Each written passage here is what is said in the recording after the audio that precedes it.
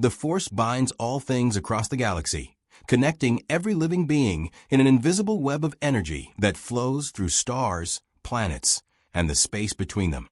The Jedi serve this force, guardians of peace in a republic now consumed by war.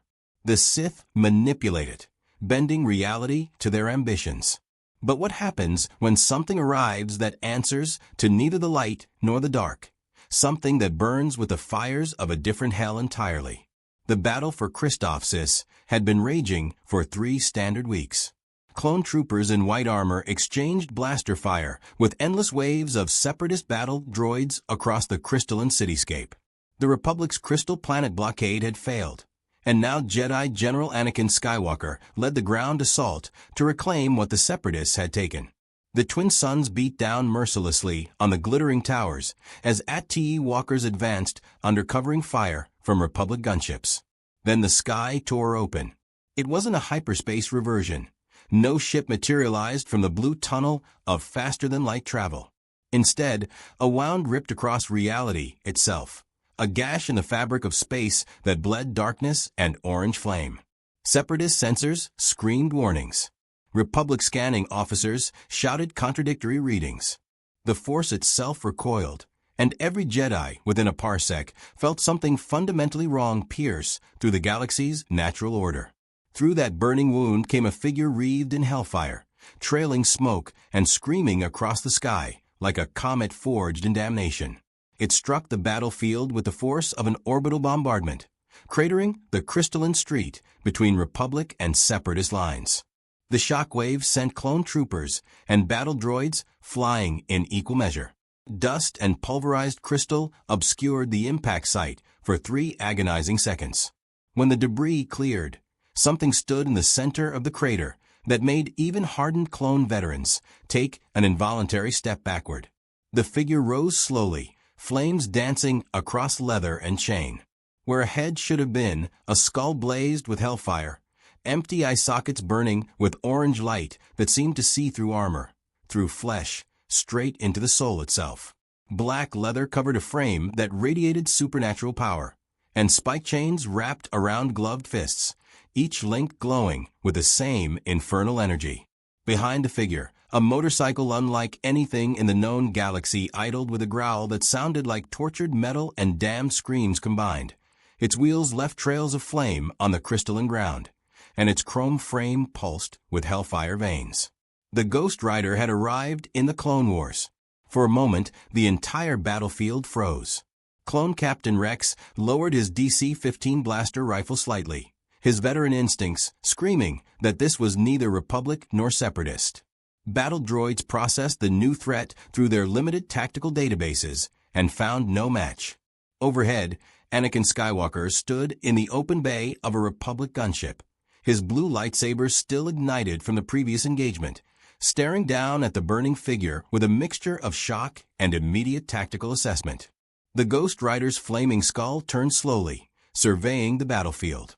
Dozens of destroyed droids littered the streets. Clone troopers lay wounded behind defensive positions. Civilians, Christophsis natives who hadn't evacuated, huddled in nearby buildings, their terror a palpable presence in the Force.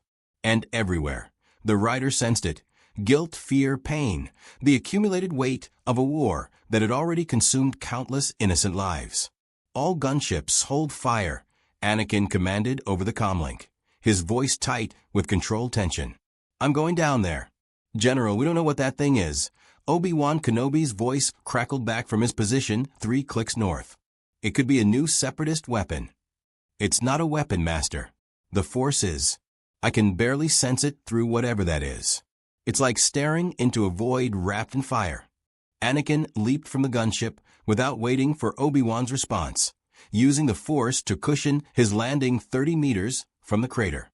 His Padawan Ahsoka Tano landed beside him a moment later, her twin green lightsabers igniting with a snap hiss. I've got a bad feeling about this, Sky Guy, Ahsoka muttered, her head tails twitching with nervous energy. You and me both, Snips. The Ghost Rider's attention locked onto them instantly. The burning skull fixed on Anakin Skywalker, and for 3 heartbeats, neither moved. The rider saw past the Jedi robes, past the legend of the Chosen One, and looked directly at Anakin's soul. He saw the fear of loss, the anger barely controlled, the love that the Jedi forbade, the darkness that would one day consume everything. But he also saw the genuine desire to protect, the countless lives saved, the selfless heroism. Not yet guilty, not yet damned, but walking a razor's edge. "I am Jedi General Anakin Skywalker of the Galactic Republic," Anakin called out, his lightsaber held in a non-threatening but ready position. "Identify yourself." The Ghost Rider's voice came like gravel dragged across burning coals, a sound that seemed to bypass ears and resonate directly in the chest. "I am vengeance. I am justice. I am the Ghost Rider." The skull tilted slightly, flames intensifying. "And this galaxy reeks of sin." Behind them, Captain Rex whispered into his helmet comlink, "All units, defensive positions. We've got a situation." The rider's burning gaze swept across the battlefield once more, and then settled on something that made the hellfire flare brighter. A Separatist Hailfire droid tank had been abandoned at the edge of the combat zone, its missile pods empty, but its memory core still processing. The rider could sense the deaths it had caused, the civilian transport it had obliterated during the initial invasion, the screams of families vaporized in an instant. Guilty. The Ghost Rider moved with impossible speed, crossing 50 meters in a heartbeat. His chain whipped out, wrapping around the droid tank's central processor housing. Hellfire raced along the metal links, and the entire war machine exploded in flames that burned far hotter than any plasma charge. The metal didn't just melt, it seemed to scream as it was consumed, every circuit experiencing the pain it had inflicted.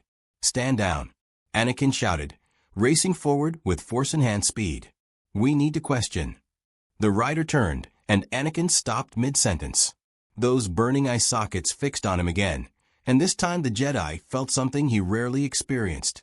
Genuine uncertainty about whether his lightsaber would be enough. "Question the guilty." The Ghost Rider's voice carried dark amusement. "I don't question. I judge." Above them, the dimensional rift was already sealing, reality scabbing over the wound that had brought this spirit of vengeance into a galaxy far, far away. But the damage was done. Ghost Rider had arrived in the Clone Wars, and neither the Jedi nor the Sith had any concept of what that truly meant. Anakin's comlink chirped. "Anakin, what's happening down there?" Obi-Wan's concerned voice cut through the tension. "I'm sensing something through the Force that I've never encountered before." Anakin kept his eyes locked on the burning skull before him, lightsaber humming between them. "Master, we've got a problem, and I don't think our usual diplomatic approach is going to work." The Ghost Rider's chains clinked as they retracted to his sides, the Hell Cycle's engine growling behind him like a caged predator. "Tell your Jedi Council this, Skywalker. I serve no republic. I bow to no empire. I hunt the guilty wherever they hide. And in this war..." The flaming skull turned toward the horizon, where distant explosions marked continued combat between clone and droid forces. Everyone has blood on their hands. If you want to see more characters enter the Star Wars galaxy, hit that subscribe button and drop the name of a character you'd want to see in the comments below. May the Force be with you. The statement hung in the air like a death sentence as Captain Rex and his men maintained their defensive perimeter. Ahsoka gripped her lightsabers tighter, and Anakin Skywalker realized that the Clone Wars had just become infinitely more complicated. The Republic had been fighting Separatists for 3 years. Now they had to contend with something that judged them both. And Ghost Rider's judgment was absolute. The Jedi Temple on Coruscant had stood for thousands of years as a monument to peace, wisdom, and the light side of the Force. Its 5 spires reached toward the sky, visible from nearly every district in the galactic capital. Within its meditation chambers and council rooms, the greatest Jedi minds in the galaxy contemplated the mysteries of the Force and guided the Republic through its darkest hour. But today, the Council faced something none of their ancient texts had prepared them for. The holographic projection flickered in the center of the Council chamber, showing grainy footage from Captain Rex's helmet cam. The burning skull, the chains wreathed in flame, The impossible motorcycle that defied every law of physics the Republic understood. And most disturbing of all, the way the Force seemed to bend around this entity without actually touching it. Most disturbing this is, Master Yoda said from his council seat, his ancient eyes reflecting the blue glow of the hologram. His ears drooped slightly, a sign those who knew him recognized as deep concern.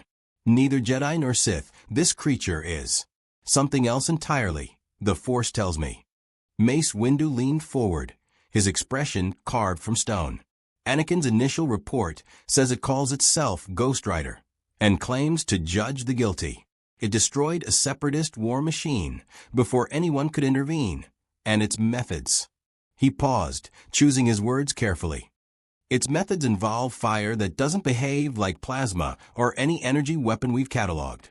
Hellfire, it called it. Obi-Wan Kenobi added from where he stood between the council seats, having been granted special dispensation to participate in this emergency session via hologram from Christoph Lees. His bearded face showed the exhaustion of 3 weeks' continuous combat, but his eyes remained sharp. The entity claims to be vengeance incarnate, hunting those it deems guilty across this galaxy. Plo Koon's masked face turned toward the projection, his voice filtered through his breathing apparatus. Could this be a Sith creation? Some new dark side technique we haven't encountered? No. The word came from Ki-Adi-Mundi, his elongated head tilted in concentration. I've studied Sith alchemy extensively. Their creations bear the dark side's unmistakable signature: corruption, decay, twisted life. This entity. He gestured at the frozen image of Ghost Rider standing in the crater. The Force recoils from it, but not in the same way. It's as if we're sensing something that exists outside the Force's normal flow. Shakti spoke next, her voice calm but concerned. On Kamino, we've been experimenting with midi-chlorian analysis to better understand Force sensitivity. If this being truly exists outside the Force's influence, it represents a fundamental challenge to our understanding of how the galaxy functions. The question before us is simple, Mace Windu said, his tone making it clear the question was anything but. Is this Ghost Rider an ally, a threat, or something we cannot categorize? And more importantly, can the Republic afford to have an entity that judges guilt operating during wartime? The silence that followed spoke volumes. Every Jedi in the chamber understood the implication. War meant compromise, necessary evils, choices between terrible options. The Republic had authorized the creation of a clone army, sentient beings bred for combat. They'd conducted orbital bombardments that inevitably killed civilians caught in separatist-held cities. They'd made alliances with crime syndicates like the Hutts when strategic necessity demanded it. If this Ghost Rider truly judged guilt without context, without understanding the impossible calculus of war, then everyone, Jedi included, might be found wanting. Back on Christoph Lees, Anakin Skywalker faced a more immediate problem. The Ghost Rider had been standing motionless in the crater for 2 standard hours, and every attempt at communication had been met with silence. Clone troopers maintained a defensive perimeter at 50 meters, their rifles trained but not firing. Anakin had ordered them to hold position until the Council provided guidance, but he could feel his men's anxiety growing with each passing minute. General, Captain Rex approached carefully, his helmet tucked under one arm. The men are asking questions I can't answer. Half of them think it's a separatist superweapon. The other half think we just witnessed a dark side manifestation. It's neither, Rex. Or maybe it's both. I honestly don't know. Anakin's hand rested on his lightsaber hilt, more from habit than any belief it would help against Hellfire. The Force is acting strange around it, like trying to sense through static interference. Ahsoka had been circling the perimeter, observing the rider from different angles with a Padawan's curiosity. She jogged back to Anakin's position, her montral head tails swaying with the movement. Master, I think it's meditating. Or whatever the demon equivalent is. Demons don't exist, snips. The Sith use fear and superstition too. The Ghost Rider's head snapped toward them with mechanical precision. The hellfire in its eye sockets flared brighter, and when it spoke, the voice carried across the battlefield without need for amplification. The Padawan speaks truth. I commune with the spirit of vengeance, seeking understanding of this galaxy's sins. Anakin felt Ahsoka tense beside him. The rider had been listening to every word they'd spoken for 2 hours, simply choosing not to respond until now. Then let's talk about understanding, Anakin said, taking 3 careful steps forward. You said everyone in this war has blood on their hands. That's war, it's messy, it's complicated, and good people sometimes have to make terrible choices to protect innocence. The Ghost Rider's skull tilted, flames dancing in the afternoon heat shimmer. Innocence? I have seen your clone soldiers' memories through the Force's echo. I know what happened at Geonosis, how your Republic created an army of enslaved men, bred only to die in combat. Where is the innocence in that? The words hit like a physical blow. Anakin's jaw clenched, and he heard Captain Rex's sharp intake of breath behind him. The clone status as Republic property versus sentient beings was a topic the Senate carefully avoided, buried under emergency powers and wartime necessity. The clones volunteered, Anakin said, but the words felt hollow even as he spoke them. They fight to protect the Republic. They were created to fight. The Ghost Rider stepped out of the crater, his boots leaving burning footprints on the crystalline surface. They were given no choice in their existence, no alternative to war. I have judged slavers across a dozen worlds. How is your Republic different? Because the alternative was letting the Separatists tear apart everything we've built. Anakin's voice rose with frustration. Billions of beings depend on the Republic for protection. The clones understand that. They're heroes, every one of them. Heroes with no freedom. The rider turned his burning gaze to Captain Rex. Tell me, soldier, if you could choose to leave this war, to live a life beyond combat, would you take it? Rex stood straighter, his weathered face hardening with resolve. With respect, whatever you are, I fight alongside my brothers for something bigger than ourselves. General Skywalker treats us with honor. We're not slaves, we're soldiers. The Ghost Rider stared at Rex for a long moment, and Anakin realized with growing discomfort that the entity was seeing through every layer of training, every bit of loyalty programming the Kaminoans had engineered into the clone's genetics. Finally, the rider nodded slowly. You believe your words. That is worth something. But belief does not erase the sin of those who created you. Before Anakin could respond, his comlink chirped urgently. General Skywalker, this is the Resolute. We're detecting 3 Separatist frigates dropping out of hyperspace at the edge of a system. Admiral Yularen requests immediate return to coordinate the defense. Anakin cursed under his breath. The Separatists were launching another assault, and he was stuck on the ground dealing with a philosophical debate with a demon. Acknowledged Resolute. Scramble all fighters and begin evasive maneuvers. I'm en route. He turned back to the Ghost Rider. This conversation isn't over, but I have a battle to fight. Are you going to be a problem, or can we at least agree to stay out of each other's way? The Ghost Rider's chains clinked as he walked toward his hell cycle, flames trailing in his wake. I go where the guilty hide, Skywalker. Your war will lead me to many who deserve judgment, Separatist and Republic alike. I suggest your Jedi Council prepare for truths they would rather not face. The motorcycle roared to life with that same tortured metal scream, and Ghost Rider accelerated across the battlefield, leaving a trail of hellfire that burned bright against the crystal cityscape. Within seconds, he had disappeared into the urban maze, leaving Anakin, Ahsoka, and an entire clone battalion to contemplate a threat they had no protocol for handling. Well, Ahsoka said quietly, this mission just got a lot more complicated. Anakin watched the distant flames flicker and die. Contact the temple. Tell them Ghost Rider isn't just powerful.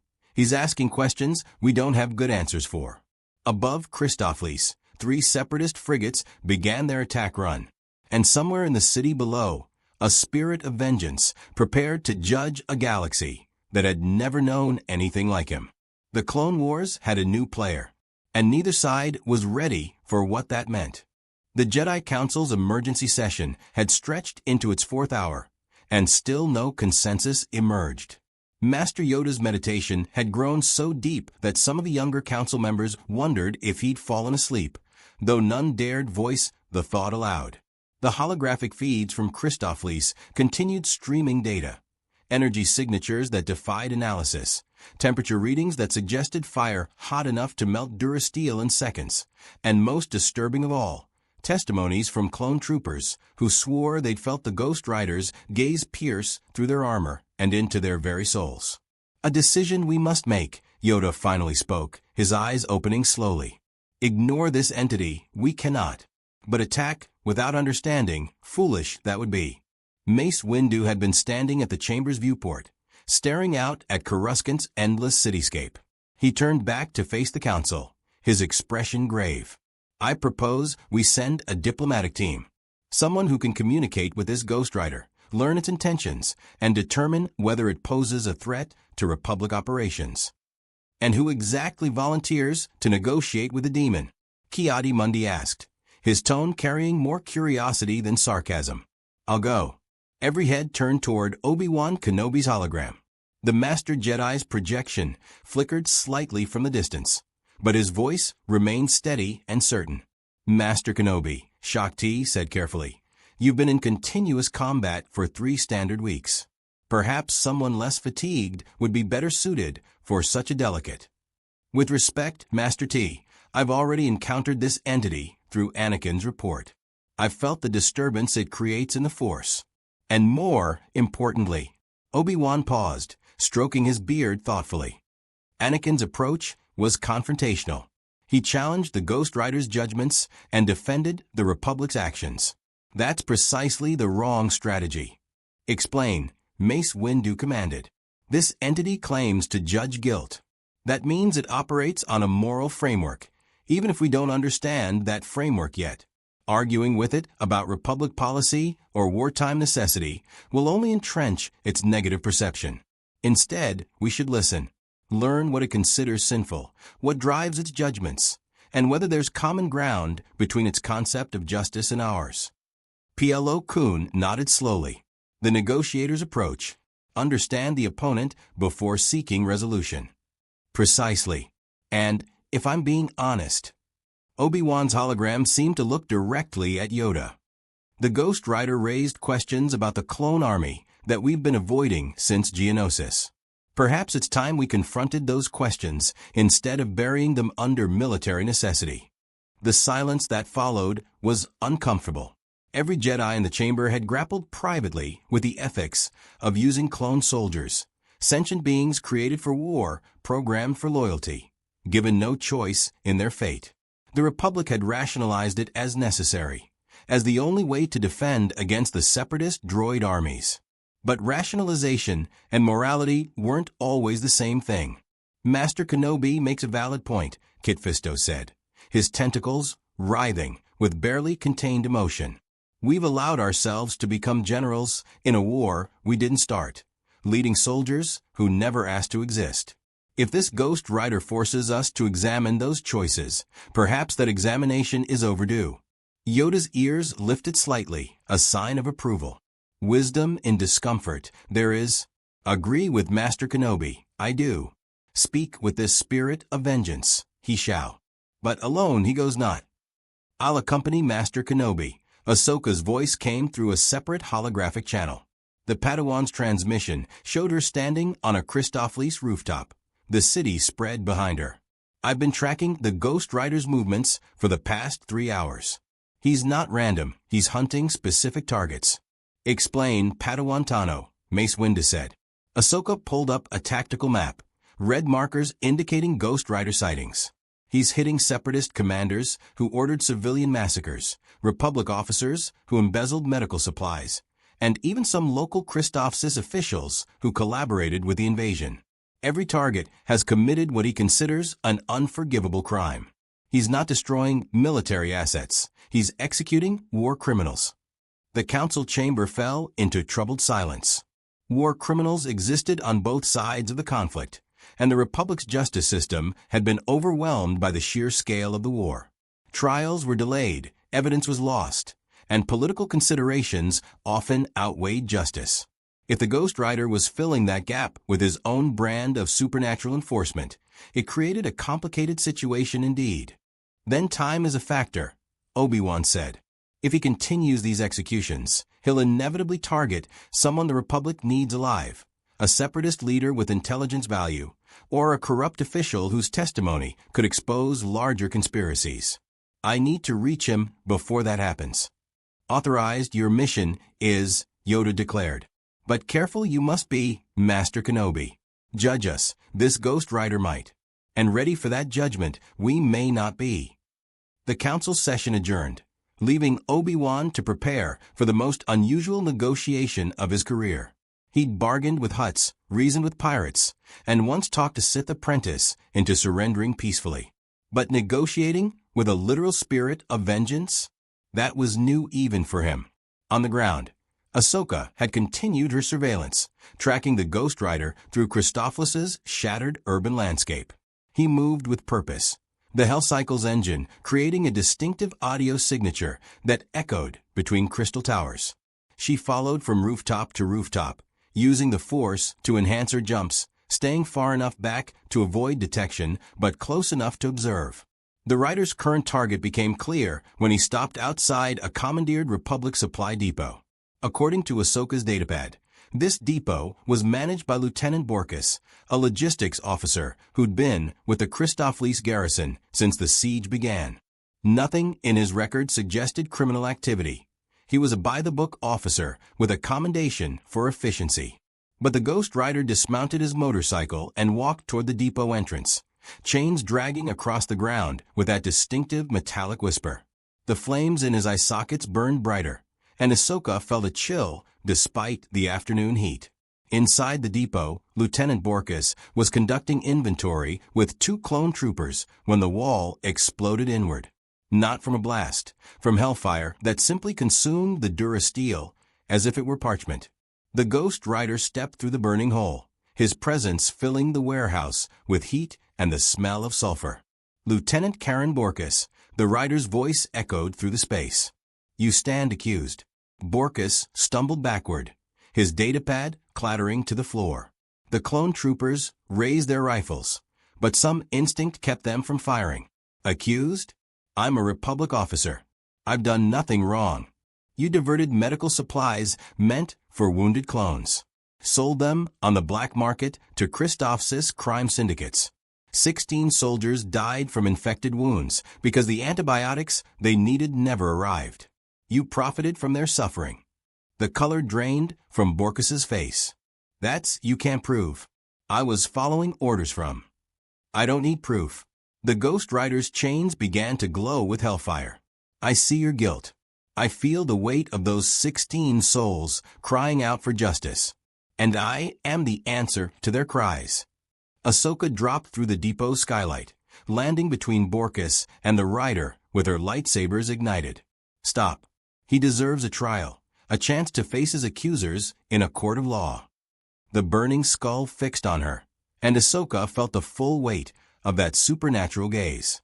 For a moment, she experienced what Captain Rex had described, the sensation of being seen completely, every thought, every action, every hidden fear laid bare. The Rider was reading her guilt, searching for sins that would warrant judgment. He found anger at losing her master Plo Koon to battle, frustration with the Jedi Council's politics, fear that she wasn't strong enough to survive this war. But he also found genuine compassion, selfless heroism, and an unbending commitment to protecting innocence. Not yet guilty, young Padawan. Your heart remains pure. The Rider's attention shifted back to Borkus. But this one's corruption runs deep. The screams of those he betrayed echo in my mind. Justice delayed is justice denied. Justice without trial is execution, Ahsoka countered, standing her ground despite every instinct screaming to flee. The Republic has laws, procedures. If he's guilty, let the courts decide. Your courts are broken, child. This war has corrupted everything it touches. The Ghost Rider raised one flaming hand, and Borkus began screaming, not from physical pain, but from something far worse. The penance stare. Borkus experienced every moment of suffering his actions had caused.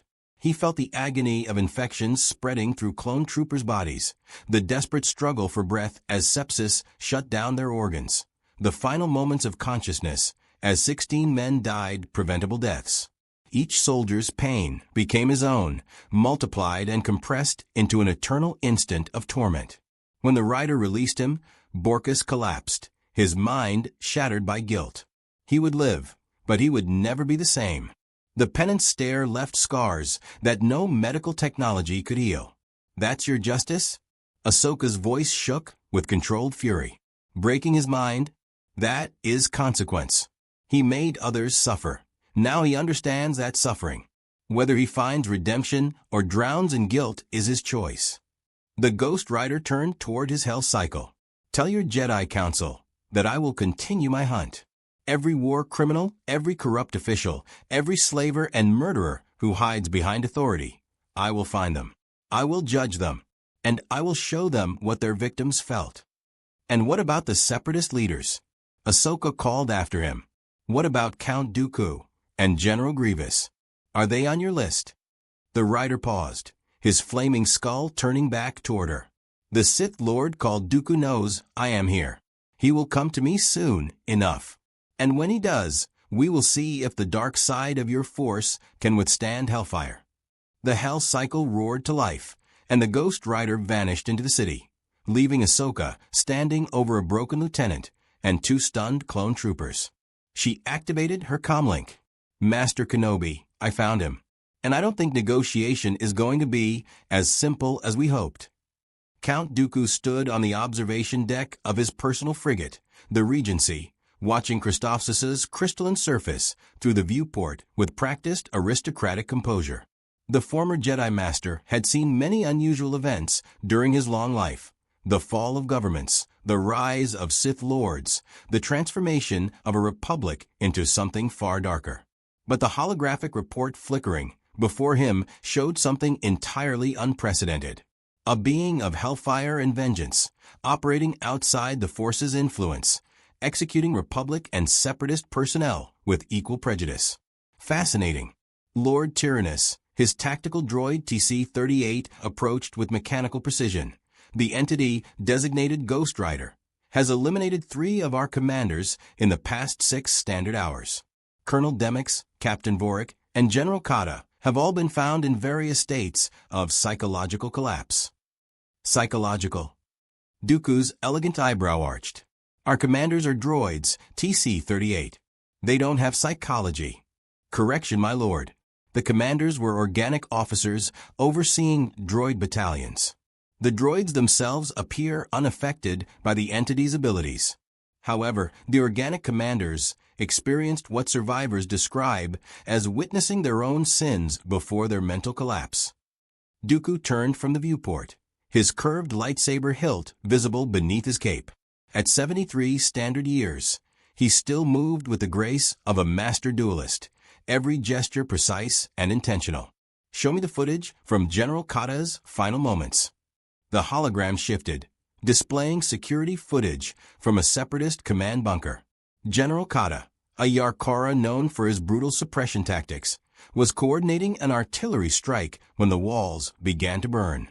Not from explosives. The Durasteel simply ignited with orange flame that consumed everything it touched. Through the hellfire walked the Ghost Rider, his burning skull illuminating the bunker like a demonic star.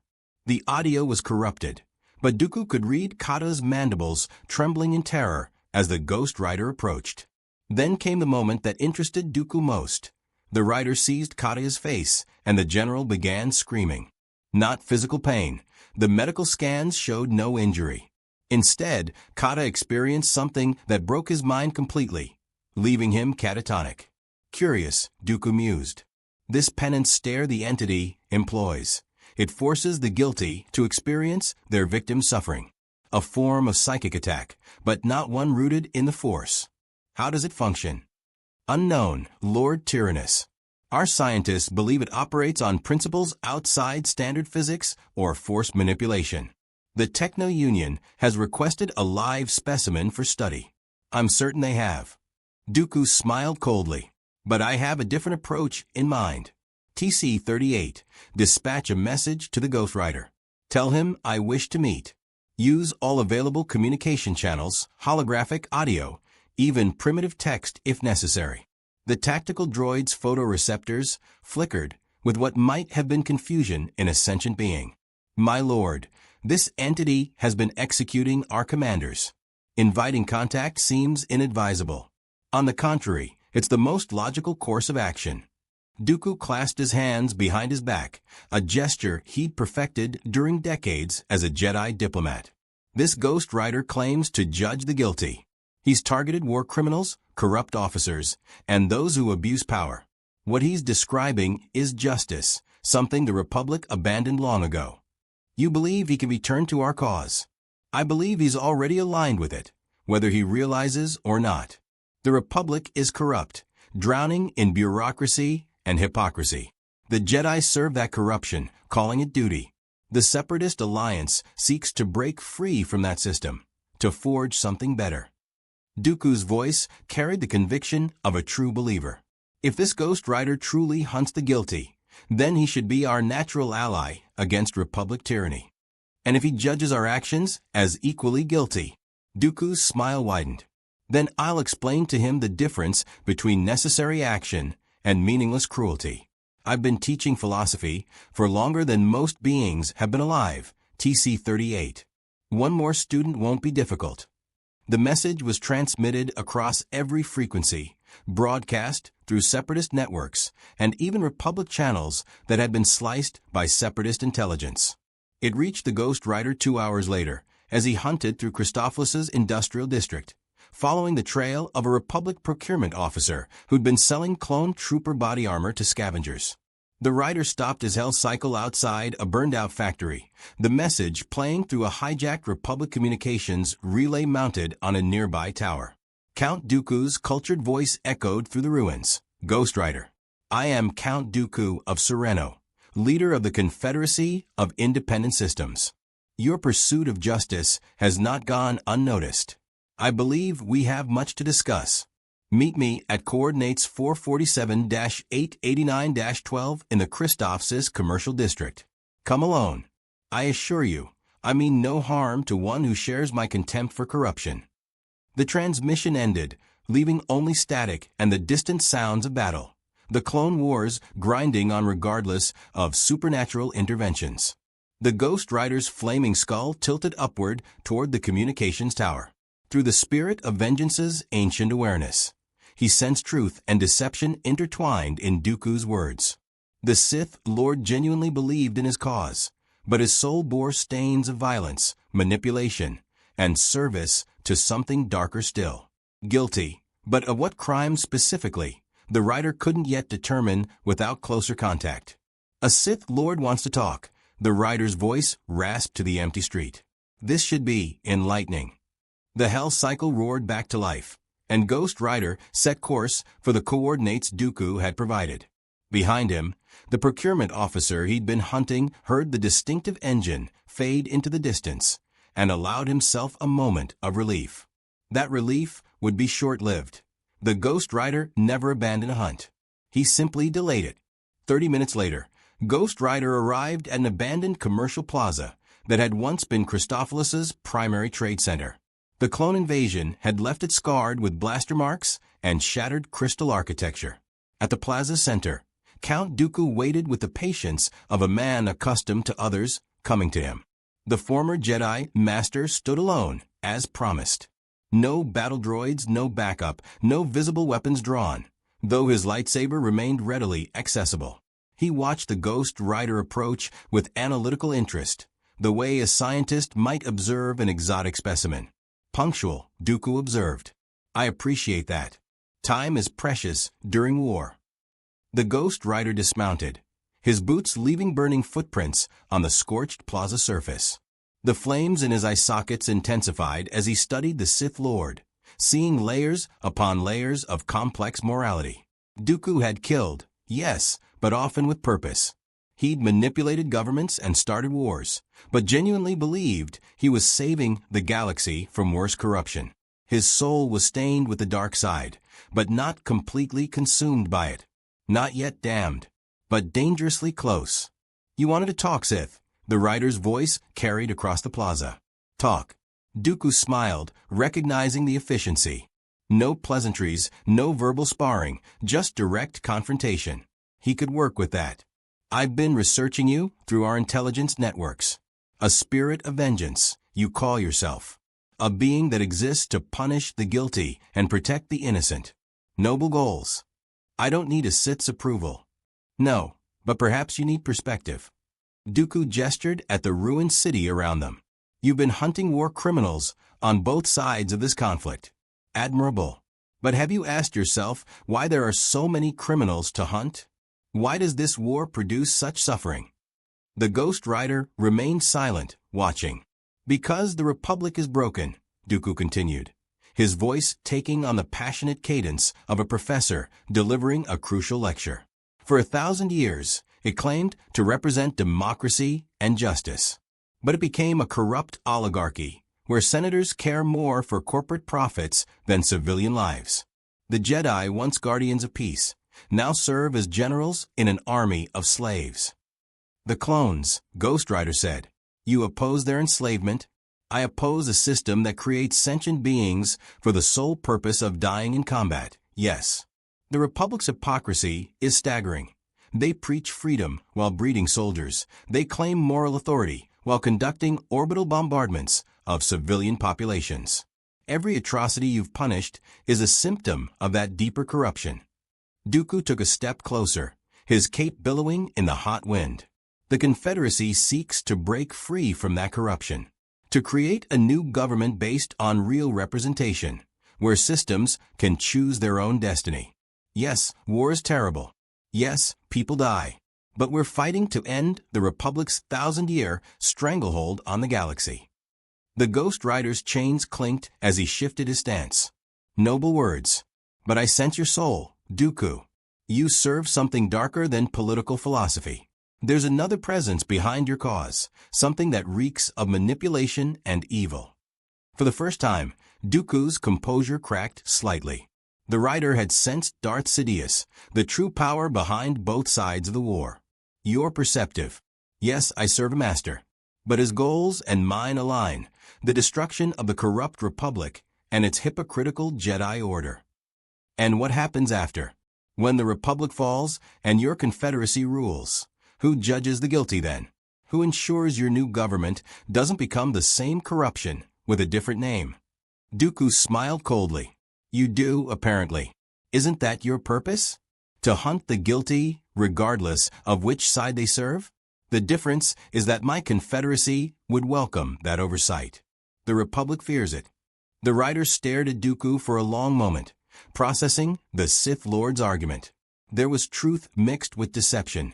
Genuine belief mixed with dark side manipulation. Dooku wasn't lying about the Republic's corruption. The Ghost Rider had seen enough evidence to confirm that independently. But he was lying about his master's intentions, whether he knew it or not. I serve no government, the Ghost Rider finally said. Not your Confederacy, not the Republic. I hunt the guilty. If that hunt leads me to your leadership, to your master in the shadows, I will judge them just as I've judged everyone else. Then we have an understanding. Dooku's hand moved to his lightsaber hilt, not drawing it, but acknowledging its presence. You pursue justice independently. The Confederacy doesn't interfere with your hunts.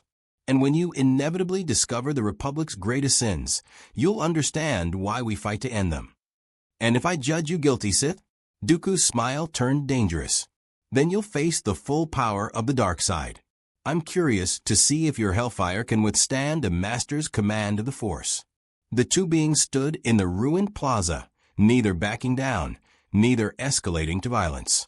Around them, the Clone Wars continued, ships burning in orbit, soldiers dying on 1,000 battlefields. But in this moment, the galaxy's newest player and one of its most dangerous, Sith Lords, had reached a temporary understanding. The Ghost Rider would hunt freely. Count Dooku would watch with interest.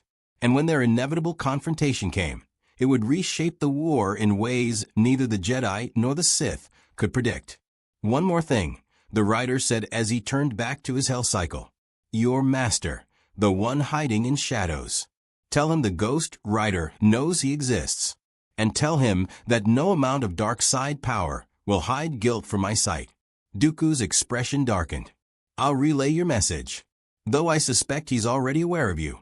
The Ghost Rider accelerated away, hellfire trailing behind him like a comet's tail. Count Dooku watched him disappear into the crystal canyons, then activated his secure comlink. Master, he said quietly, we have a problem. From across the galaxy, Darth Sidious's reply carried amusement and concern in equal measure. Yes, my apprentice. I felt the moment he arrived. The Force screams warnings around him. We must handle this carefully, or eliminate him before he uncovers too much. The Coruscant underworld had existed for thousands of years, layer upon layer of forgotten cityscape buried beneath the gleaming surface, where senators debated and Jedi meditated. Down here, 5,000 levels below the Senate building, the Republic's laws meant nothing. Crime syndicates ruled, spice dealers operated openly, and beings disappeared without anyone above caring enough to investigate. It was a perfect hunting ground for those who preyed on the desperate. It was also perfect hunting ground for the Ghost Rider. The dimensional rift that had brought him to this galaxy had deposited him on Christophlis, but the spirit of vengeance's awareness extended far beyond a single planet. Through some instinct he couldn't fully explain, perhaps the Force itself, twisted through his hellfire nature, the Rider sensed guilt across star systems. Coruscant's lower levels screamed with it, a psychic weight of accumulated sin that drew him like blood drew a calf hound. He'd left Christophlis 3 days after his encounter with Count Dooku, slipping away during a Republic evacuation operation. The Jedi were too distracted coordinating refugee transports to notice one flaming skull riding a motorcycle into a commandeered transport ship. By the time Obi-Wan Kenobi arrived for his diplomatic mission, Ghost Rider was already in hyperspace, following the trail of guilt toward the Republic's capital. Now he rode through level 1313, the Hell Cycle's engine echoing through abandoned factories and collapsed transit tunnels. Neon signs flickered in a dozen languages, advertising pleasures and vices that would make surface dwellers recoil. But the Rider's burning gaze looked past the obvious crimes, the spice dealing, the illegal gambling, the black market weapon shops. He was hunting something specific: slavers. The spirit of vengeance had encountered slavery in his original reality: human trafficking, forced labor, the commodification of sentient life. It was one of the few crimes that consistently earned his most severe judgment, the kind of sin that stained souls so deeply that redemption became nearly impossible. And according to the fragmented intelligence he'd gathered from Republic databases before leaving Christophlis, Coruscant's underworld hosted the largest slave trafficking operation in the core worlds. The trail led to a warehouse district where even the usual criminal activity seemed muted. Smart criminals knew to avoid certain territories when darker powers claimed them. The warehouse ahead, officially registered as a furniture import facility, pulsed with guilt so thick the Rider could taste it like ash on a tongue he no longer possessed. Inside, Garsa Fenn, a Thielin slave trader, was conducting her weekly inventory review. 24 beings in shock collars stood in a line while her Gamorrean enforcers documented their physical condition, age, and potential market value. Humans, Twi'leks, even a young Togruta who couldn't have been more than 10 standard years old. All destined for sale to crime lords, labor camps, or worse. This one's damaged, a Gamorrean grunted, shoving a human male who bore signs of recent torture. Won't fetch more than 500 credits. Then liquidate him, Garsa said casually, checking her datapad. We can't waste resources on unsellable product. Throw the body in the industrial compactor with last week's. The warehouse wall exploded, not from explosives or blaster fire, from hellfire that simply consumed the durasteel as if it were paper. The Ghost Rider rode through the burning gap, the Hell Cycle's wheels leaving molten tracks on the permacrete floor. The warehouse's dim lighting seemed to recoil from the flames in his skull, shadows fleeing to the corners like living things trying to escape judgment. Garsa Fenn, the Rider's voice echoed through the space with supernatural resonance. You stand accused of crimes against the innocent. Trafficking in sentient life. Torture. Murder. The souls of 374 beings cry out for justice. Garza stumbled backward, her purple skin going pale. Her hand reached for a panic button that would summon more enforcers, but hellfire wrapped around her wrist before she could press it. The flames didn't burn her flesh, yet, but the heat promised unspeakable agony if she moved. "Kill it," she screamed at her Gamorreans. "Kill it now." The enforcers opened fire with blaster rifles, but the bolts passed through the Ghost Rider without effect. Not blocked, simply irrelevant. His hellfire-wreathed form seemed to exist slightly out of phase with conventional matter, making physical attacks meaningless. The Rider had learned quickly that this galaxy's energy weapons functioned on principles his supernatural nature could ignore. One Gamorrean charged with a vibroblade, and the Rider's chain whipped out, wrapping around the enforcer's thick neck. Hellfire raced along the metal links, and the Gamorrean experienced every moment of suffering he'd inflicted on slaves over 15 years of service. The penance stare didn't require eye contact. The chain served as a conduit for the Rider's judgment. The enforcer collapsed, his mind shattered by guilt and pain. The other Gamorreans fled. Smart choice. The Ghost Rider turned his burning gaze to the enslaved beings lined up in the warehouse. Their shock collars glowed with active restraint circuits, programmed to deliver lethal voltage if they attempted escape. The Rider's flames intensified, and every collar in the building simply melted, molten metal dripping harmlessly away from vulnerable necks. "You're free," he told them. "Go. Find your families. Find your lives." They ran, scrambling toward the hole the Rider had created in the warehouse wall. Within seconds, only Garza remained, trapped by the hellfire still wrapped around her wrist. "Please," she whimpered, all her practiced cruelty evaporating in the face of supernatural judgment. "I was just following orders. The Zygerian slave empire, they forced me to." "Lies." The Ghost Rider stepped closer, his boot heels clicking against permacrete. "You chose this life. You profited from suffering. And now you'll understand exactly what you've inflicted on others." He seized her face with one flaming hand, and the penance stare began. Garza Fenn experienced 374 deaths. She felt every slave's terror, their pain, their final moments of despair as hope abandoned them. She experienced the Togruta child's fear, the human male's torture, the Twi'lek female who'd been beaten to death for resisting. Every single one. The suffering compressed into an eternal instant, a hell that made her previous concept of pain seem like a pleasant dream. When the Rider released her, Garza collapsed in a catatonic heap. Her mind would never recover. She would spend the rest of her life in a Republic psychiatric facility, reliving those deaths in an endless loop. Some would call it cruel. The Ghost Rider called it consequence. He was preparing to leave when he sensed other presences converging on the warehouse. Not more criminals. These felt different. Disciplined. Trained. And carrying the faint resonance of Force sensitivity, though twisted somehow, corrupted. 3 figures descended through the warehouse's upper access points, landing with preternatural grace. They wore armor reminiscent of Jedi robes, but darker, more aggressive. Lightsabers ignited with a snap hiss, 2 red, 1 crimson with a flickering, unstable blade. Inquisitors. The Empire's Jedi hunters, though Ghost Rider didn't yet know that term. Except this wasn't the Imperial era. This was the Clone Wars, decades before the Inquisitorius would officially exist. So what were these dark side warriors doing on Coruscant, hunting in the underworld? The entity designated Ghost Rider. The lead Inquisitor spoke through a vocabulator-enhanced mask. "You are interfering with operations sanctioned by the highest authority. Stand down or be eliminated." The Rider's flames flared brighter. Sanctioned by who? What authority protects slavers? Questions you have no right to ask. The Inquisitor raised their crimson blade. "You will submit to judgment or you will burn." The Ghost Rider's skull somehow conveyed amusement, despite lacking any facial features. "I am vengeance incarnate. I am judgment given form. And you?" The flames in his eye sockets intensified as he studied their souls, seeing through the armor and dark side corruption to the beings beneath.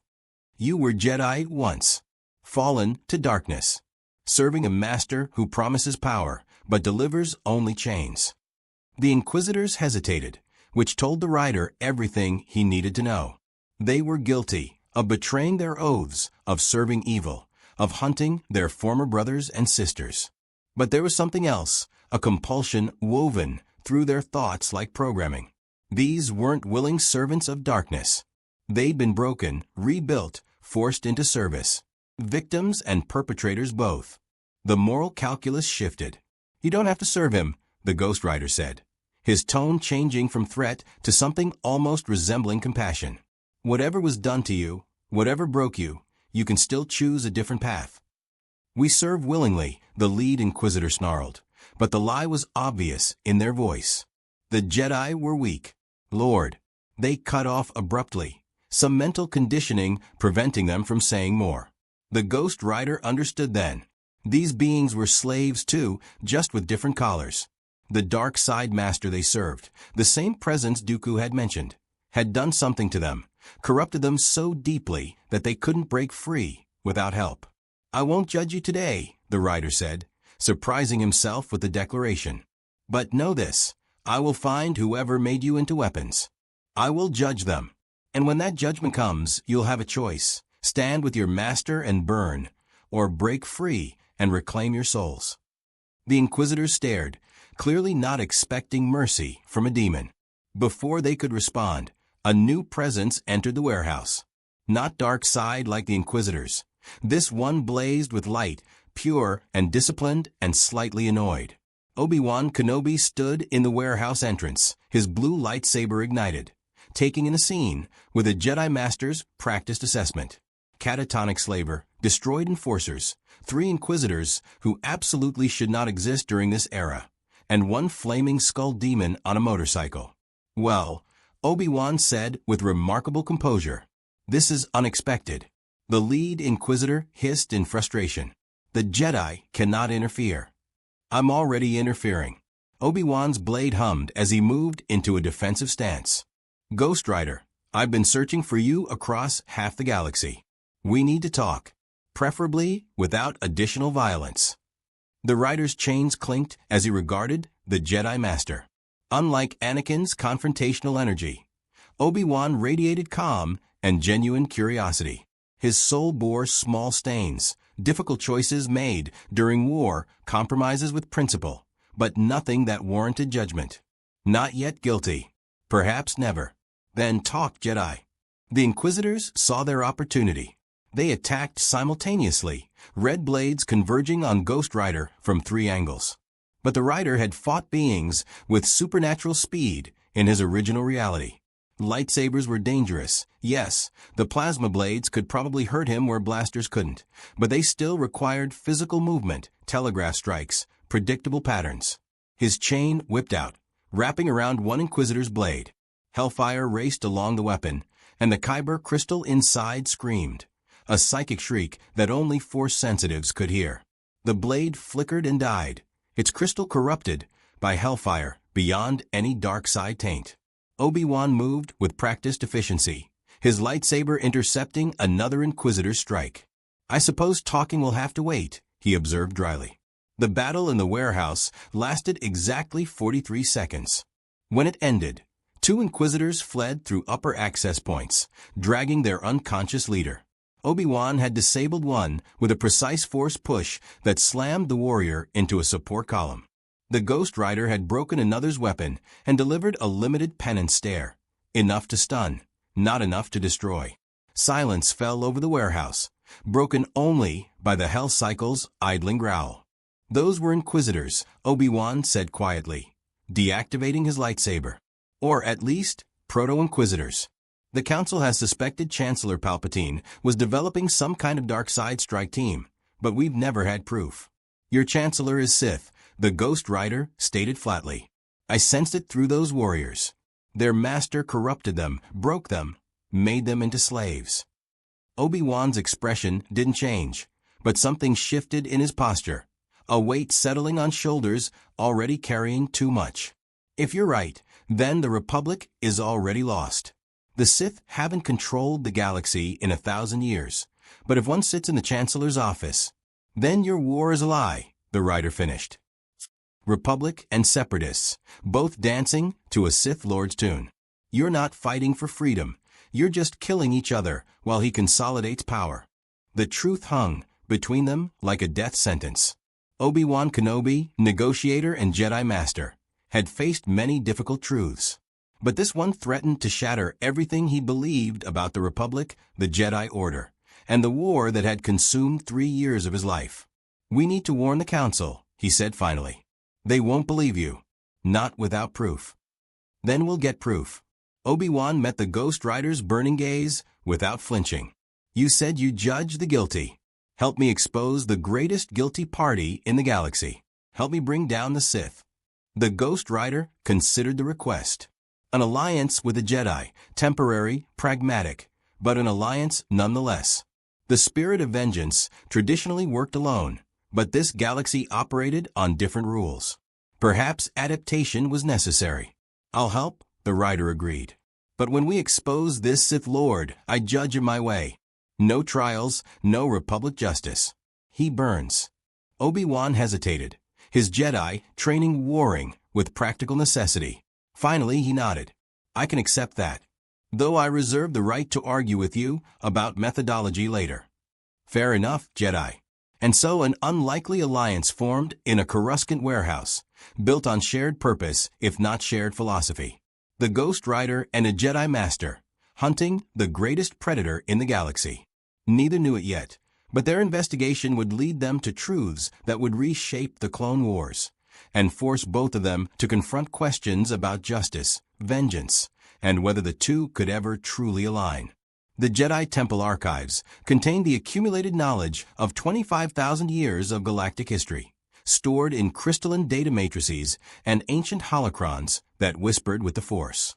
Jocasta Nu, the archive's chief librarian, had served as guardian of this knowledge for decades, memorizing countless records and maintaining the Temple's most sacred trust. She prided herself on knowing every hidden corner, every restricted section, every classified file, which was why she found it deeply unsettling when a flaming skull demon walked into her domain accompanied by Obi-Wan Kenobi. "Master Kenobi," she said with practiced calm, though her hand instinctively moved toward the emergency alert beneath her desk. "I wasn't informed you were bringing guests." "Apologies, Madam Nu. The situation is somewhat irregular." Obi-Wan's tone carried the exhaustion of a man who'd been arguing philosophy with a spirit of vengeance for the past 6 hours. "We need access to classified files regarding the Chancellor's emergency powers, particularly any records of unknown Force-sensitive operatives in his service." The Ghost Rider stood motionless in the archive's entrance, his presence creating a zone of uncomfortable heat that made the environmental system struggle. Several Padawan researchers had abandoned their studies, backing away from the burning figure with wide-eyed terror. The Rider ignored them, his attention focused on the vast repository of knowledge surrounding him. "Those files are restricted, Master Kenobi. Council authorization is required." Jocasta Nu's eyes narrowed slightly. "And your companion cannot be permitted in the archives. Temple security protocols are quite clear about unauthorized entities."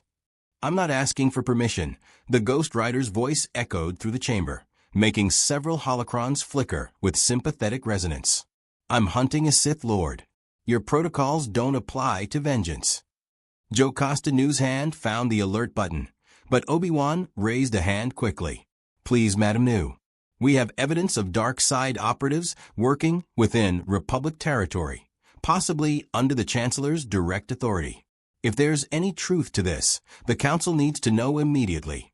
Then bring it to the Council, not to the archives. The Council won't act without proof, and the proof is buried in classified records we can't officially access." Obi-Wan's voice carried an edge of desperation unusual for the composed Jedi Master. "How many more must die while we follow proper procedure?" The question hung in the archive's sterile air. Jocasta Nu had served the Jedi Order for over a century, following every protocol, maintaining every restriction. But she'd also watched the Clone Wars consume young Jedi, sending Padawans barely past their trials to die as generals. Proper procedure hadn't saved them. 10 minutes, she said finally. I'll grant you access to the Chancellor's classified files for 10 minutes. If Temple security arrives, I know nothing about this breach. Obi-Wan bowed gratefully. Thank you, Madam New. The Ghost Rider followed Obi-Wan deeper into the archives, past rows of holocrons and data terminals, toward a restricted section protected by both electronic locks and force-sensitive barriers. Obi-Wan placed his hand on a scanning panel, and after a moment's hesitation, the barriers parted.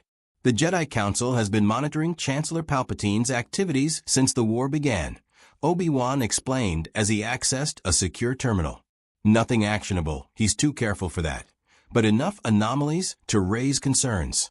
Unexplained meetings, encrypted communications, resources allocated to projects with no official oversight. And his force presence, the writer asked. Non-existent. He appears completely mundane in the Force, which is possible, but unusual for someone wielding such political power. Some Jedi can mask their presence, but maintaining that mask constantly for years requires tremendous discipline. Obi-Wan's fingers moved across the terminal, pulling up files marked with the highest security classifications. If he is Sith, he's the most controlled dark side user in recorded history. The data scrolled past, financial records, communication logs, personnel assignments. Nothing overtly incriminating, but patterns emerged. Funds diverted to black sites. Orders issued to military units that officially didn't exist. And most damning, a list of force-sensitive individuals who disappeared from Jedi oversight only to reappear in vague references within Palpatine's classified projects. These names, the Ghost Rider said, his burning gaze focusing on the list. They matched the signatures I felt from those Inquisitors. Fallen Jedi, corrupted and repurposed. But for what purpose? Obi-Wan studied the files with growing dread. If Palpatine is creating a dark side strike force, why? The Jedi serve the Republic loyally. We have no reason to suspect. You're slaves to his plan, Jedi. Just like the clones. The writer's voice carried no malice, only terrible certainty. He's positioning pieces for a game you don't even know you're playing. When the time comes, he'll activate whatever control mechanism he's built into your army, and every Jedi will die. Obi-Wan wanted to argue, to defend the clone army's loyalty and the Republic's integrity. But he'd seen too much in the past 3 years, too many compromises, too many emergency powers granted, too much centralization of authority in one man's hands.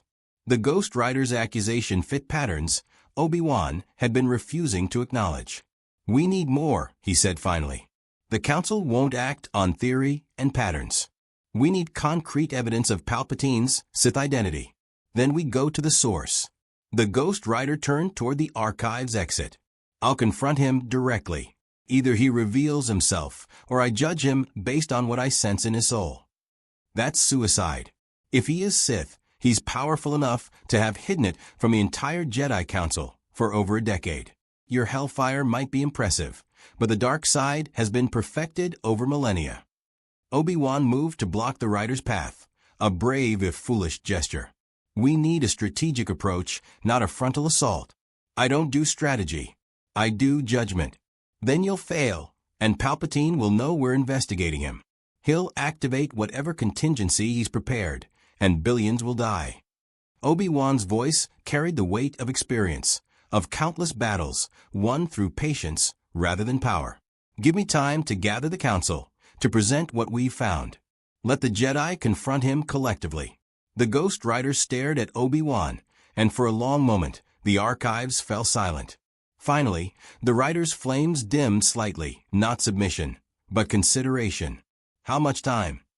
3 days. I'll call an emergency council session, present the evidence, and convince them to investigate Palpatine's activities officially. If he is Sith, the council's combined strength will be needed to stop him. And if your council refuses to act, then I'll help you burn down his office personally. The grim humor in Obi-Wan's voice surprised them both. The legendary negotiator, threatening arson. The Clone Wars had changed everyone. Their conversation was interrupted by the arrival of Anakin Skywalker, who burst into the restricted section with his characteristic dramatic timing. "Master, what are you doing?" "Security alerted me that the Ghost Rider was in the archives, and He stopped, seeing Obi-Wan standing beside the demon at a classified terminal. "Master." "Anakin." Obi-Wan's tone carried layers of meaning. "How well do you know Chancellor Palpatine?" The question hit Anakin like a physical blow. His friendship with the Chancellor was well known. Palpatine had been a mentor figure since Anakin's arrival on Coruscant as a 9-year-old boy. What kind of question is that?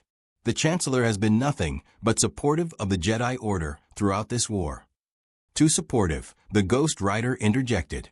"Tell me, Skywalker, has this Chancellor ever encouraged your anger? Your fear? Has he suggested that the Jedi Council doesn't trust you, that they hold you back from your true potential?" Anakin's hand moved to his lightsaber hilt instinctively. "Stay out of my head, demon." "I'm not in your head. I'm reading your reactions. You've been groomed, young Jedi, isolated from your support structure, fed doubts about your order, positioned to fall." "That's insane," Anakin protested, but his voice lacked full conviction.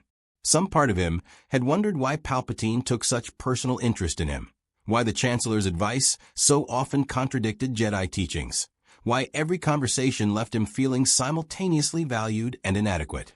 Obi-Wan stepped between them, recognizing the dangerous spiral of Anakin's thoughts. "Anakin, I know this is difficult, but we've uncovered evidence suggesting the Chancellor may be operating outside legal authority. We need to investigate carefully, officially, through proper channels." "You're investigating the Supreme Chancellor based on what?" "The word of a demon." Anakin's voice rose with anger and fear. "Master, the Chancellor has been the Republic's greatest defender. Without his emergency powers, we'd have lost this war years ago. Or the war would have never started," the Ghost Rider said quietly. "If a Sith Lord controls both sides, he can manufacture conflict indefinitely. The Republic and Separatists aren't enemies. They're puppets dancing for the same master." The accusation was too much. Anakin's lightsaber ignited with a snap hiss. "I won't let you spread lies about." "Anakin, stand down." Obi-Wan's command carried the full authority of a Jedi Master. "That's an order." For 3 agonizing heartbeats, Anakin remained frozen, his blue blade humming between them. The Ghost Rider made no move to defend himself, simply watching with those burning eye sockets that saw too much, understood too deeply. Finally, Anakin deactivated his weapon. "I'm going to the Chancellor," he said coldly. "I'm going to tell him what you're accusing him of. And when he proves you wrong, you're going to apologize for even suggesting." "If you warn him, you condemn us all," the Rider interrupted. "Go to your Chancellor if you must. But know this, Skywalker, I've sensed your soul. You're balanced on a knife's edge between light and darkness. The choices you make in the next few days will define whether you become a hero or a monster. Choose carefully." Anakin fled the archives, his emotions a churning storm of loyalty, doubt, and anger. Obi-Wan watched him go with deep sadness etched across his features. "He'll warn Palpatine," Obi-Wan said. "Everything we've uncovered will be for nothing." "No." The Ghost Rider's flames intensified. "He'll confront Palpatine, seeking reassurance. And when he does, he'll see the truth, because I've planted enough doubt that he'll look for it. Sometimes the path to justice requires suffering first." That's a dangerous philosophy, but an honest one. Obi-Wan couldn't argue. He'd spent years teaching Anakin to question his emotions, to seek wisdom over passion.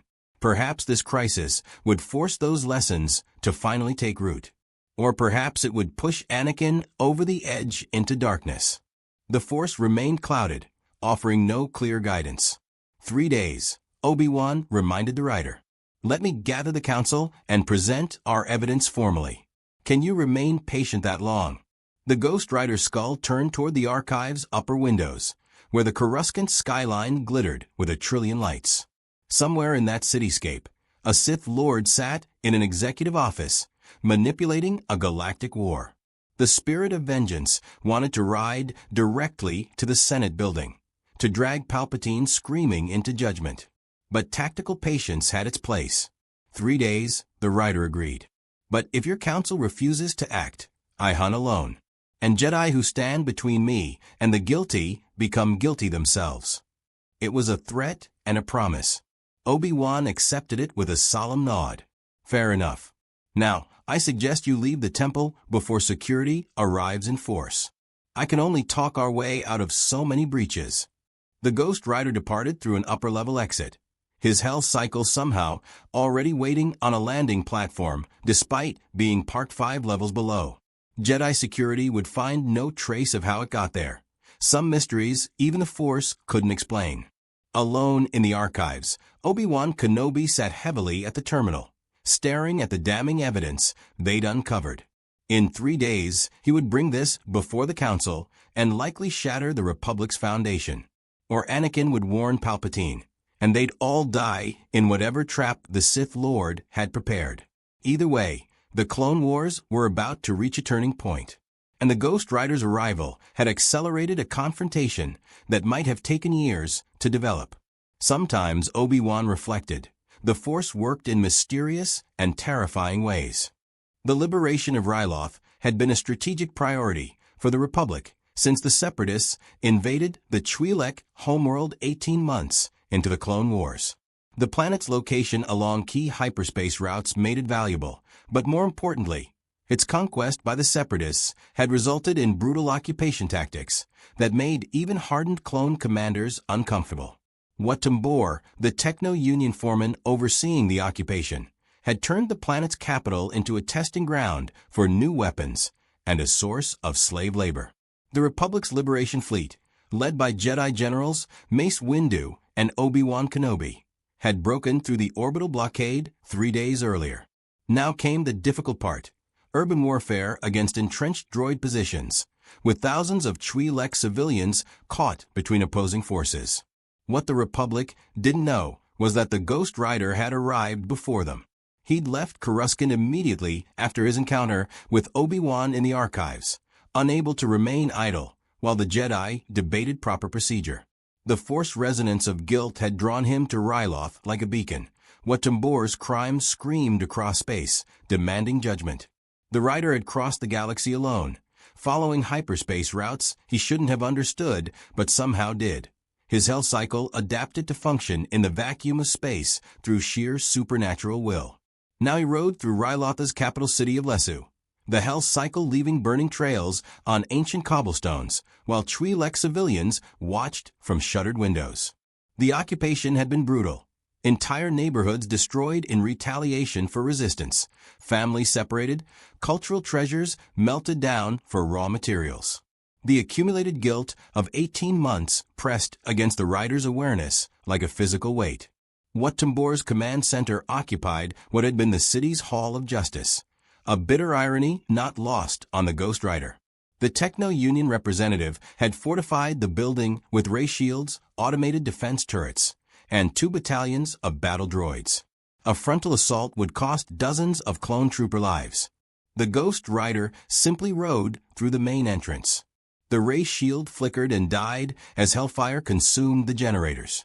Defense turrets tracked the intruder, but found their targeting systems melting, circuits screaming as supernatural heat corrupted their programming. Battle droids opened fire, blaster bolts passing through the Rider without effect. His chain whipped out in a wide arc, and 20 droids collapsed with their processors overloaded by hellfire that bypassed armor and destroyed the artificial intelligence within. Wat Tambor watched the carnage through security feeds in his command chamber, his vocabulator clicking with agitation.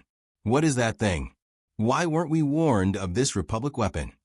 Unknown foreman, a tactical droid reported, its photoreceptors flickering with uncertainty. It doesn't match any known Jedi combat profile. Recommend immediate evacuation to the orbital shuttle.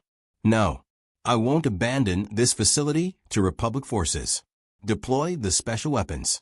Tambor's mechanical voice carried cold calculation. If it bleeds, it can be killed. The special weapons were Wat Tambor's newest toys. experimental energy disruptors that could theoretically overload Force-sensitive beings' midichlorians, causing catastrophic cellular breakdown. They'd been tested on captured Jedi with horrifying success, though the Separatist leadership had forbidden their widespread deployment as too inhumane even for war. 3 droids equipped with the disruptor weapons converged on the Ghost Rider in the facility's main atrium. They fired simultaneously, violet energy beams designed to unravel living tissue at the molecular level. The beams struck the Rider directly and did absolutely nothing. The Ghost Rider wasn't alive in the conventional sense. He had no midichlorians to disrupt, no cells to break down. He was hellfire and vengeance given form, operating on principles that transcended this galaxy's physics. The disruptor beams passed through him like light through a ghost, dissipating harmlessly against the far wall. "Impossible," Tambor whispered, backing toward his private escape hatch. "Nothing survives those weapons. Nothing." The Ghost Rider's chains shattered the command chamber door, and he entered the room where what Tambor had orchestrated 18 months of suffering. The Techno-Union representative was already halfway through the escape hatch when the Rider's hand seized his ankle, dragging him back with supernatural strength. "What Tambor?" The Rider's voice echoed through the chamber. "You stand accused of enslavement, torture, cultural genocide, and the murder of 17,000 innocent beings. Your guilt is absolute." Tambor's vocabulator shrieked static as terror overwhelmed his normally precise speech patterns. "I was following Separatist orders. The occupation was necessary for strategic." "You enjoyed it." The Ghost Rider pulled Tambor closer, his burning skull inches from the Techno-Union representative's masked face. "I sense your soul. You relished the suffering. You experimented on civilians for pleasure disguised as research. You are guilty." The penance stare began. What Tambor experienced 17,000 deaths. Every Twi'lek slave worked to exhaustion and discarded. Every child separated from their family. Every cultural monument destroyed. Every experiment conducted on unwilling subjects. The accumulated suffering of an entire planetary occupation compressed into a single eternal moment of agony. When the Rider released him, what Tambor was catatonic, his vocabulator emitting only a high-pitched keening sound that suggested his consciousness had fractured beyond repair. Outside, the Republic assault had reached the city's outer districts. Clone troopers advanced under cover of AT-TE walkers, while Jedi generals coordinated the attack. The plan was to systematically clear each sector, minimizing civilian casualties and destroying droid emplacements with precision strikes. Then reports started flooding in that the Central Command facility, the Republic's primary objective, was already burning. Mace Windu stood on a ridge overlooking Lesu, his Force senses screaming warnings about the presence in that building. "Obi-Wan, are you sensing this?" "Unfortunately, yes." Obi-Wan's hologram flickered as he coordinated from orbit. "That's the Ghost Rider. He must have arrived before our fleet." "You knew he was here?" Mace's voice carried dangerous calm. "I suspected he might come to Ryloth. The crimes committed here are exactly the kind of guilt he hunts." Obi-Wan's tone suggested he'd been dreading this conversation. "Master Windu, before you order an engagement, you should know. The Ghost Rider is already inside the command facility, likely confronting what Tambor directly. Then we need to secure the facility before he destroys valuable intelligence." Mace's hand moved to his lightsaber. "I'm going in." "Master Windu, wait." But Mace had already cut the transmission, racing toward the burning command center with Force-enhanced speed. Commander Pons and a squad of clone troopers struggled to keep pace as the Jedi Master crossed the war-torn cityscape in minutes. Mace reached the command facility to find it largely intact despite the fires. The Ghost Rider's hellfire consumed guilt, not infrastructure, a distinction Mace hadn't anticipated. He entered through the breached main entrance, purple lightsaber ignited, finding destroyed droids littering the corridors like discarded toys. The confrontation occurred in what Tambor's command chamber. Mace entered to find the Ghost Rider standing over the catatonic Techno-Union representative, flames still dancing across leather and chain. The two beings, Jedi Master and Spirit of Vengeance, faced each other across a room filled with destroyed technology and the lingering smell of hellfire. "Step away from the prisoner," Mace commanded, his lightsaber held in Vapad form, ready to channel any dark side energy back at its source. Wat Tambor is to be detained and tried for war crimes through Republic justice. He's already been judged. The Ghost Rider's tone carried finality. His mind is broken by the weight of his guilt. Your courts can have what remains, but justice has already been served. That's not how justice works. We have laws, procedures, rights even for the accused. Mace advanced slowly, analyzing the entity before him with a warrior's precision. Your vigilante methods undermine the very principles we're fighting to protect. Your principles? The Rider's flames intensified. You lead an army of enslaved clones to fight a war orchestrated by a Sith Lord sitting in your Senate. You speak of justice, while the Republic you serve becomes the very tyranny you claim to oppose. Don't lecture me about principles, Jedi. The accusation struck deep. Mace Windu had wrestled with the moral complexities of the Clone Wars since Geonosis, questioning every compromise, every necessary evil. But he'd chosen to work within the system, to preserve what remained of the Republic's ideals even as war corrupted them. This demon rejected that approach entirely. "I know the Republic is flawed," Mace said quietly. "I know this war has forced us to compromise our values. But abandoning those values completely, becoming executioner instead of protector, that path leads only to darkness. I am darkness, Jedi. I am the shadow that hunts predators in the night. I am what comes when your laws fail and the guilty escape justice." The Ghost Rider turned fully to face Mace. "And I sense your soul, Master Windu. You're close to understanding that sometimes the galaxy needs what you fear to become." Mace's grip tightened on his lightsaber. The demon was reading him, seeing through layers of Jedi discipline to the anger he kept carefully controlled. Vapad, his lightsaber form, required channeling darkness without succumbing to it, dancing on the edge of the dark side while maintaining light. The Ghost Rider recognized that precarious balance. "I won't let you continue these executions," Mace said. "Surrender, or I'll stop you by force." "You can try." The duel lasted 11 seconds. Mace Windu was one of the greatest lightsaber duelists in Jedi history, a master of Vapad who could match even Sith Lords in single combat. His purple blade moved with blinding speed, every strike precisely calculated to exploit openings, every defense positioned to channel energy back at the opponent. But the Ghost Rider wasn't wielding a lightsaber. His chains moved with supernatural speed, wrapping around Mace's blade, conducting hellfire that the Kyber crystal couldn't fully resist. The Jedi Master felt his lightsaber growing hot, not enough to damage it, but enough to be distracting. He switched tactics, using force pushes and telekinetic attacks to create distance. The Rider stood unmoved, hellfire shield absorbing the force attacks. "Your power is impressive, Jedi, but you're still bound by this galaxy's rules. I'm not." Mace attempted a Shatterpoint attack, a rare ability that let him perceive and exploit weaknesses in any structure, any being. He looked for the flaw in the Ghost Rider's form, the weakness that would let him end this fight without killing. He found none. The spirit of vengeance had no Shatterpoints. It was whole, complete, beyond the Force's ability to unmake. "Impossible," Mace breathed. "Everything has a Shatterpoint. Not vengeance." The Ghost Rider's chain retracted. "I'm not here to fight you, Master Windu. You're not guilty enough to warrant judgment, and I gained nothing from killing a protector. But understand this, I will continue hunting the guilty. If you stand between me and justice again, I will go through you."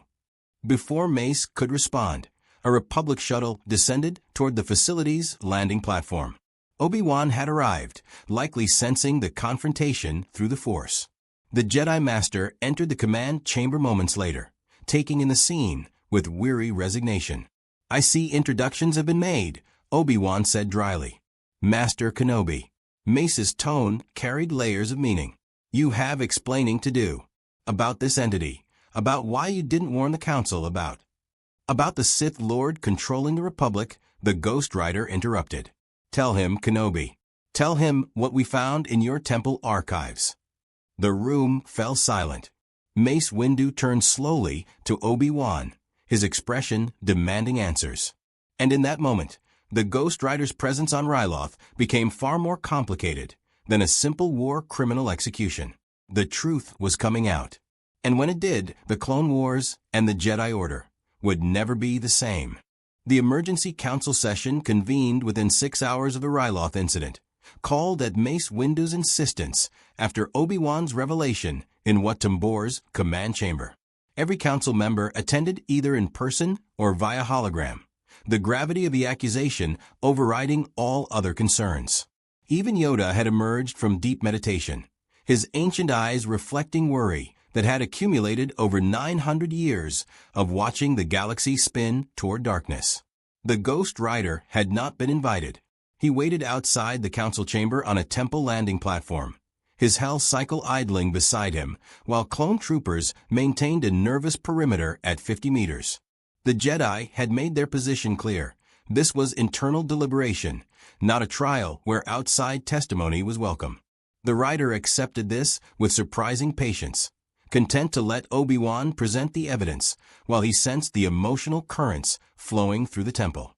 Fear, doubt, denial, and underneath it all, a recognition that something fundamental was breaking. Inside the council chamber, Obi-Wan stood in the center of the circular room, holographic displays showing the evidence he and the Ghost Rider had uncovered.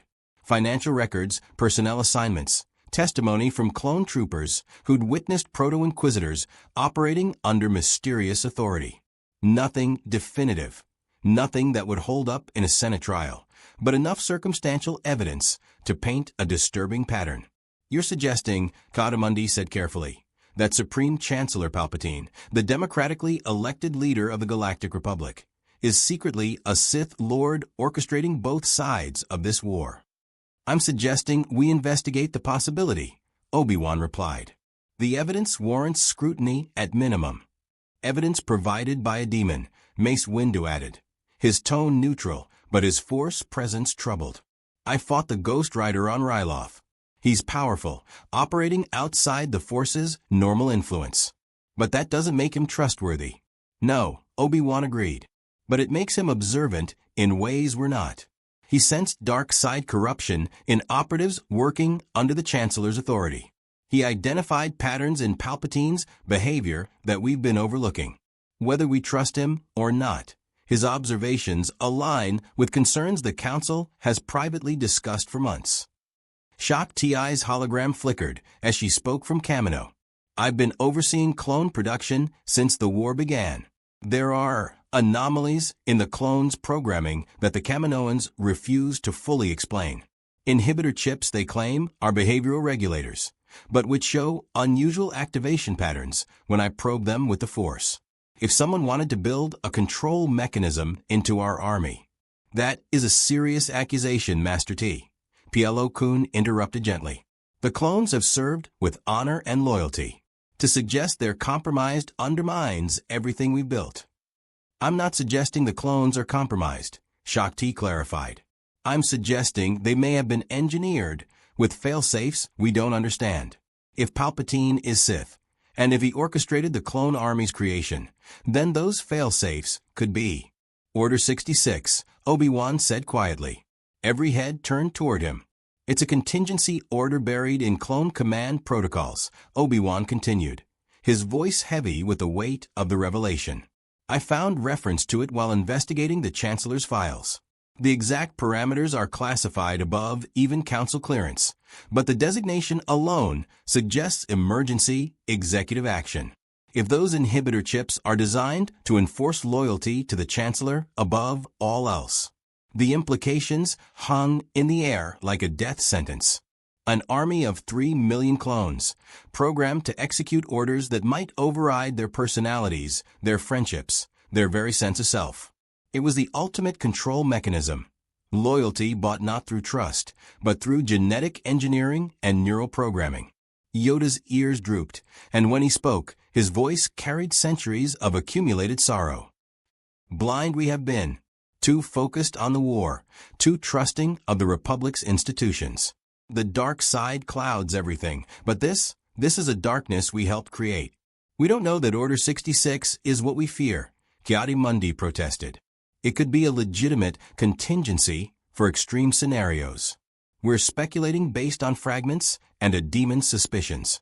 Then we investigate, Mace Windu declared, his tone brooking no argument. Master Kenobi, you will lead a discreet inquiry into the Chancellor's activities. Master Yoda and I will request a private meeting with Palpatine to discuss his emergency powers and their eventual relinquishment. If he is Sith, we'll sense it. If not, we'll apologize for our suspicions and move forward. And if he reveals himself, Obi-Wan asked. Then we arrest him, Mace said flatly. The Jedi Order answers to the Force, not political authority. If the Chancellor has betrayed the Republic, we end the threat. What about the Ghost Rider? Ahsoka Tano's voice came through her holographic connection from Ryloth. The young Padawan had been invited to give testimony about her observations of the supernatural entity. He's not going to wait for our investigation. He'll go after Palpatine directly. Then we stop him, Mace replied. We cannot allow vigilante justice, even against a Sith Lord. The Republic's legitimacy depends on due process. Obi-Wan shook his head. With respect, Master Windu, I don't think we can stop him. I dueled alongside him against those Inquisitors. His power operates outside the Force entirely. He's effectively immune to our abilities. And more importantly, he won't accept our authority. He serves vengeance, not the Jedi Council.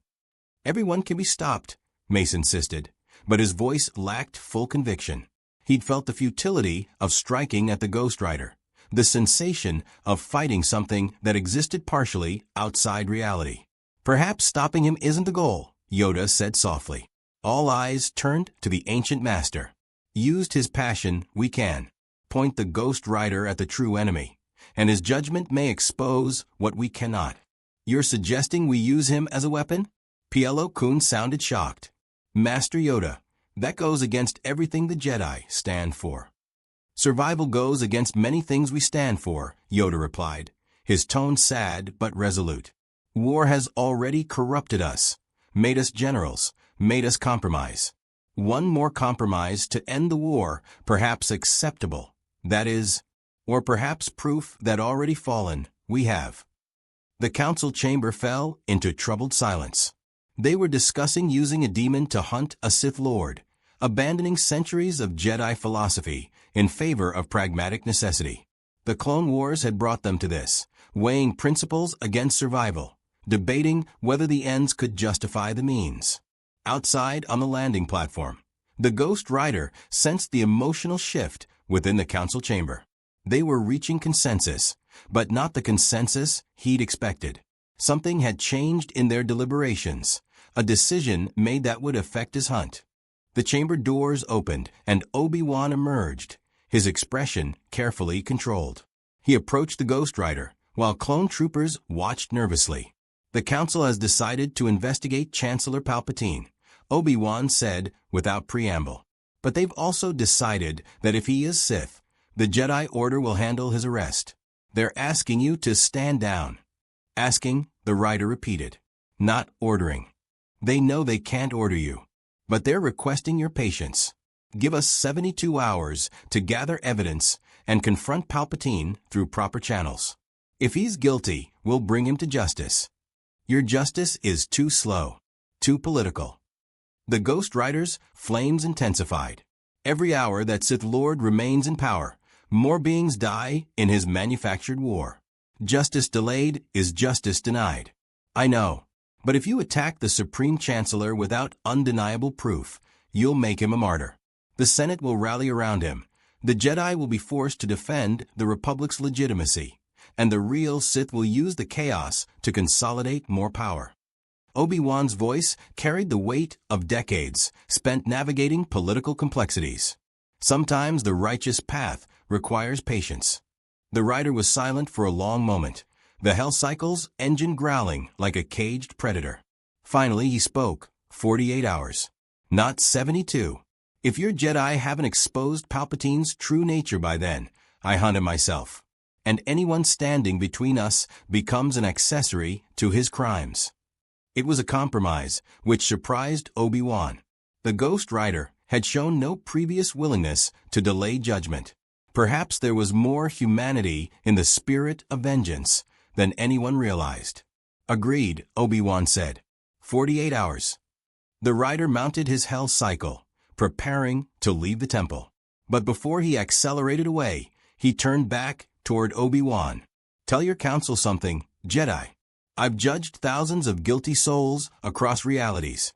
I've seen evil in every form it takes. And I'm telling you now, the Sith Lord you're about to confront is more dangerous than you comprehend.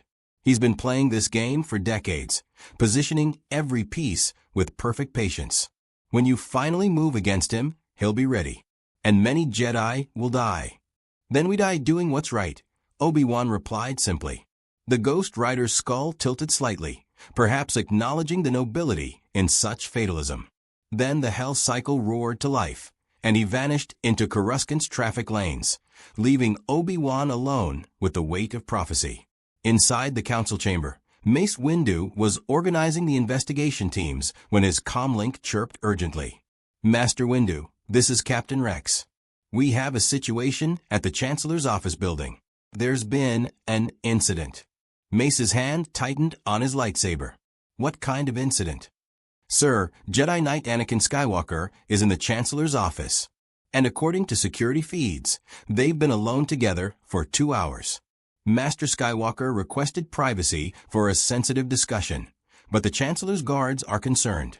The force readings coming from that room are unusual." Mace exchanged glances with Obi-Wan, who had returned to the chamber upon hearing the transmission. They both understood immediately. Anakin had gone to Palpatine seeking reassurance after the archive confrontation with the Ghost Rider.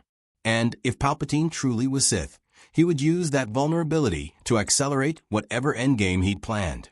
"Assemble a strike team," Mace commanded. "Masters Kenobi, Windu, Fisto, and Tyan, full combat readiness. If the Chancellor reveals himself, we end this now." "What about the Ghost Rider?" Obi-Wan asked. "If Palpatine is truly revealing himself to Anakin, the Rider will sense it. He'll come regardless of our agreement. Then we deal with 2 threats simultaneously," Mace replied grimly. 48 hours just became 48 minutes. The council mobilized with military precision, 4 of their greatest warriors preparing for a confrontation that would define the Clone Wars outcome. But none of them knew that Anakin Skywalker, standing in Palpatine's office, had just heard the words that would change everything. Did you ever hear the tragedy of Darth Plagueis the Wise? The endgame had begun, and the Ghost Rider, sensing the dark side's sudden eruption across Coruscant, turned his hell cycle back toward the Senate district with hellfire blazing brighter than ever before. Judgment was coming, and this time nothing would stop it. The Chancellor's office occupied the apex of the Senate building, a position both symbolic and strategic. From here, Palpatine could observe the Senate rotunda, where democracy performed its daily theater, while conducting the real business of empire through encrypted channels and private meetings. The office's interior reflected calculated taste, expensive but not ostentatious, powerful but approachable, the perfect facade for a Sith Lord hiding in plain sight for 3 decades. Anakin Skywalker stood before the massive viewport, Coruscant's cityscape stretching to every horizon, trying to process what he'd just heard. The story of Darth Plagueis, a Sith Lord so powerful he could manipulate midi-chlorians to create life and prevent death. The kind of power that could save Padme from the visions that haunted Anakin's sleep. Visions of her dying in childbirth, screaming his name, their unborn children perishing with her. "Is it possible to learn this power?" Anakin asked, his voice barely above a whisper. Palpatine's smile carried triumph, carefully masked as paternal concern. "Not from a Jedi." The words hung in the air, heavy with implication. Not from a Jedi, but perhaps from someone else. Someone who understood that love wasn't a weakness to be suppressed, but a strength to be protected at any cost. "You're Sith," Anakin said, not quite a question. not quite an accusation. His hand moved toward his lightsaber, decades of Jedi training warring with desperate hope. The Sith and the Jedi are similar in almost every way, Palpatine replied, his cultured voice taking on an edge of genuine philosophy, including their quest for power. The difference is the Sith are not afraid of the dark side of the Force. That is why they are more powerful, why I am more powerful than any Jedi. I can teach you this power, Anakin. I can show you how to save Padme. How do you know about? Anakin's eyes widened. You've been watching me, reading me, manipulating. I've been guiding you, Palpatine corrected gently. The Jedi Council fears your power, Anakin. They hold you back because they sense your potential to surpass them all. But I see what you can become. I've always seen it. From the moment you arrived on Coruscant as a boy, I knew you were destined for greatness beyond their comprehension. Anakin's hand remained on his lightsaber, but he didn't ignite it. Every word Palpatine spoke resonated with doubts the Jedi Council had never adequately addressed. They'd made him a general, but denied him the rank of master. They'd preached attachment was forbidden while sending him to fight alongside brothers who would die in his arms. They'd taught him to suppress his emotions while giving him an army of enslaved clones to command. The Ghost Rider was right, Anakin said bitterly. About everything. The Republic is corrupt. The war is a lie. You've been playing both sides. The Ghost Rider. Palpatine's tone shifted, genuine concern entering his voice. Yes, that entity presents a problem. A being of pure vengeance, with no understanding of nuance, of necessary evil, of the greater good, that sometimes requires terrible choices. He would judge me, judge you, judge everyone who's made difficult decisions during this war. But judgment without wisdom is just cruelty dressed in righteousness. He said I was balanced on a knife's edge, between light and darkness. Anakin turned from the viewport to face Palpatine directly. He said the choices I make now will define whether I become a hero or a monster. And what do you choose, Anakin? To be a hero, the Jedi define, emotionless, detached, letting your wife die rather than embracing the power to save her? Or to be something greater, a force for real change, someone willing to do what's necessary to create lasting peace. The moment stretched, the Force itself seeming to hold its breath. Anakin Skywalker stood at the precipice of a choice that would echo across the galaxy for generations. And in that moment, he sensed something that made his blood run cold. Hellfire. The Ghost Rider had arrived. The Senate building's security systems screamed warnings as the Ghost Rider drove his hell cycle straight up the exterior wall, defying gravity through supernatural will. Clone shock troopers stationed at various levels opened fire, but blaster bolts passed harmlessly through the flaming figure. He ascended 500 stories in under a minute, hellfire trail burning against transparasteel and durasteel alike. At the Chancellor's floor, the rider didn't bother with doors. His chain whipped forward, and the reinforced walls simply exploded inward, consumed by hellfire that turned sophisticated security systems into molten slag.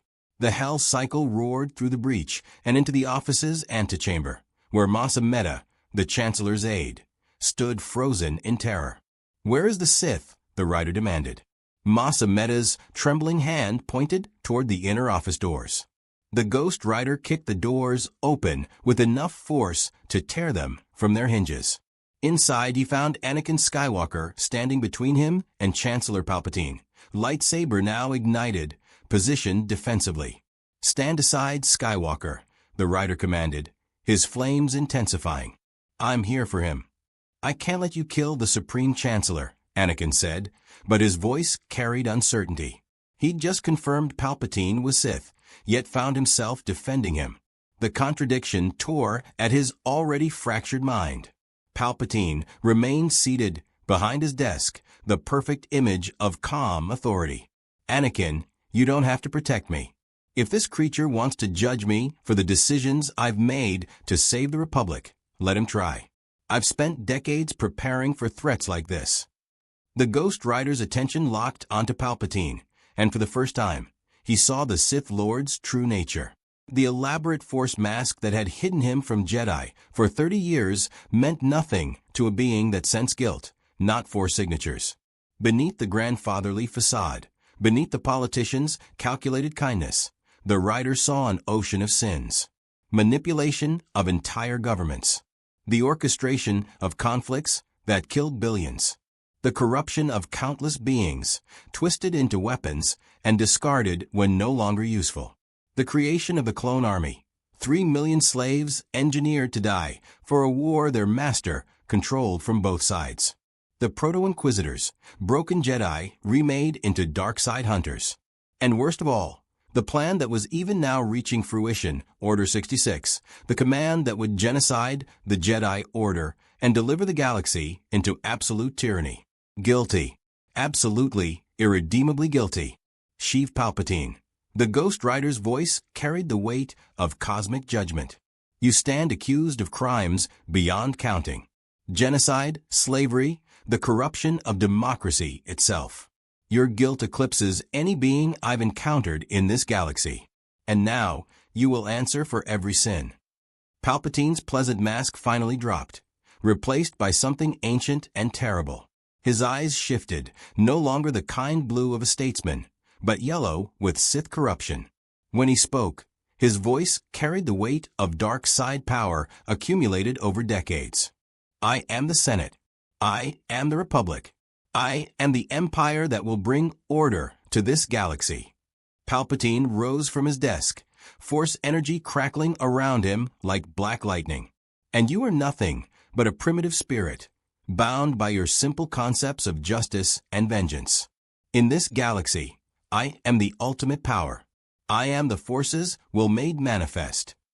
You are guilty, the Ghost Rider replied simply. And guilt burns. The battle began.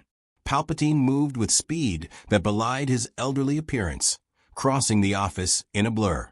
Force lightning erupted from his hands, not the restraining bolts used for torture, but killing strikes refined over decades of dark side mastery. The violet energy struck the Ghost Rider directly, enough power to instantly kill any normal being. The rider stood unmoved. The lightning washed over him like water, his hellfire nature simply absorbing the dark side energy and converting it to more flames. Palpatine's greatest weapon, the technique that had killed countless Jedi, was completely ineffective. For the first time in decades, genuine surprise crossed Palpatine's face. The Ghost Rider's chain whipped out, wrapping around Palpatine's wrists. Hellfire raced along the metal, and the Sith Lord screamed, not from physical pain, but from something worse. The hellfire was burning away his force mask, his carefully constructed facades, exposing his true nature to anyone force-sensitive in the building. Across Coruscant, Jedi suddenly gasped as they felt it, the massive dark side presence that had been hiding in plain sight for 3 decades. Yoda collapsed in the council chamber, the sheer weight of Sith corruption overwhelming his senses. Mace Windu's strike team, already racing toward the Senate building, felt their worst fears confirmed. Palpatine tore himself free from the chain with a burst of telekinetic power that shattered windows and sent furniture flying. You cannot kill me, spirit. I am beyond death. I have contingencies you cannot imagine. Even if you destroy this body, I will return. I always return. Then I'll drag you to hell and let you burn there forever, the rider replied, advancing steadily. Anakin stood paralyzed, watching the two supernatural forces clash. This was the man who'd promised to save Padme, who'd offered him power the Jedi denied. But this was also a Sith Lord responsible for 3 years of galactic war, for the deaths of countless Jedi and clones, for manipulations that stretched back to before Anakin's birth. The Ghost Rider had been right. This moment would define him.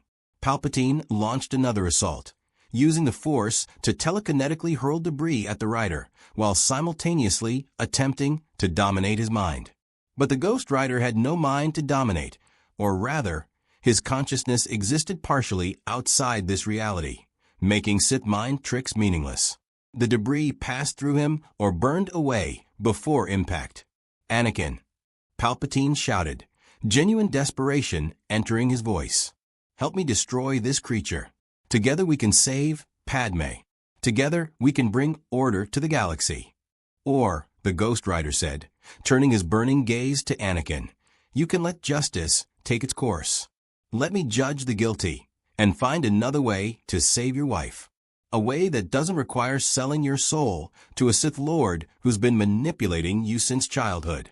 The choice crystallized. Trust the demon offering judgment, but no solutions. Or trust the Sith Lord offering solutions built on manipulation and lies. Anakin Skywalker made his choice. His lightsaber came up not to defend Palpatine, but held in a neutral stance. Do what you have to do, Ghost Rider. I won't interfere. It wasn't heroism. It wasn't certainty. It was simply a young man, terrified for his wife, choosing to step aside and let someone else carry the burden of judgment. A passive choice rather than an active one. Not light, not dark, but something else entirely. Palpatine's face contorted with rage. You fool. You've doomed yourself, doomed Padme, doomed the entire. The Ghost Rider seized Palpatine's face, and the penance stare began. A Sith Lord experienced the suffering of billions. Every clone trooper engineered to die in his manufactured war. Every civilian killed in conflicts he'd orchestrated. Every Jedi he planned to genocide through Order 66. Every being corrupted, enslaved, or destroyed in service to his ambition. The accumulated guilt of 3 decades of manipulation and 80 years of dark side corruption compressed into a single eternal moment. But Palpatine was no ordinary being. He was the most powerful Sith Lord in a millennium, trained in techniques that transcended death itself. The penance stare tore at his consciousness, but his will, forged through decades of absolute power, refused to break completely. I have seen worse, Palpatine gasped through the assault. I have embraced the darkness. Your judgment means nothing. Then Mace Windu, Kit Fisto, CC Tyen, and Aegon Kohler burst through the destroyed office entrance, lightsabers blazing. The Jedi strike team had arrived, and they found their worst suspicions confirmed. The Chancellor was Sith, and he was locked in combat with the Ghost Rider. In the name of the Galactic Senate, you are under arrest, Chancellor, Mace declared, his purple blade held ready. Palpatine, still caught in the Rider's grip but refusing to break, turned yellow eyes toward the Jedi. Are you threatening me, Master Jedi? The Senate will decide your fate, Mace replied. Palpatine's smile was terrible to behold. I am the Senate. And then, with a burst of dark side power that cost him dearly, Palpatine broke free from the Ghost Rider's hold. His lightsaber, hidden in his sleeve for decades, ignited with a crimson snap hiss. He moved with force-enhanced speed that shocked even Master Windu, his blade cutting through Aegon Kohler and CC Tyen before they could mount a defense. The Ghost Rider's chain lashed out again, but Palpatine was ready this time, using the Force to deflect it while engaging Kit Fisto and Mace Windu simultaneously. The office became a whirlwind of lightsaber combat, force powers, and hellfire. Anakin remained frozen, watching masters of combat he could barely follow. This was beyond his skill level. These were the galaxy's greatest warriors locked in battle that would determine civilization's fate. The fight reached its climax when Palpatine, sensing he couldn't defeat both the Jedi and the Ghost Rider simultaneously, made a desperate gamble. He reached out through the Force toward every clone trooper in the Senate building and activated their deepest programming. Execute Order 66, he whispered through his connection to the Grand, and across Coruscant, across the entire galaxy. 3 million clone troopers received a single command. The Jedi have betrayed the Republic. Execute them immediately.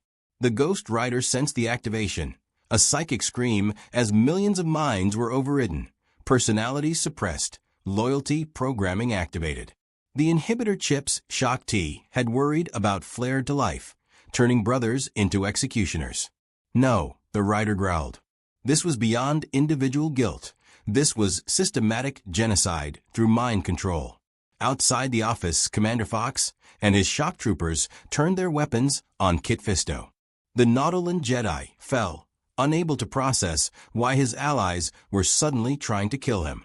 Mace Windu, distracted by the betrayal, took a glancing blow from Palpatine's lightsaber. The Ghost Rider made a split-second decision. He could continue hunting Palpatine, likely succeed in judging him despite the Sith Lord's power, or he could try to save the Jedi being executed across the galaxy. Both options were noble. Both carried terrible costs. He chose the Jedi.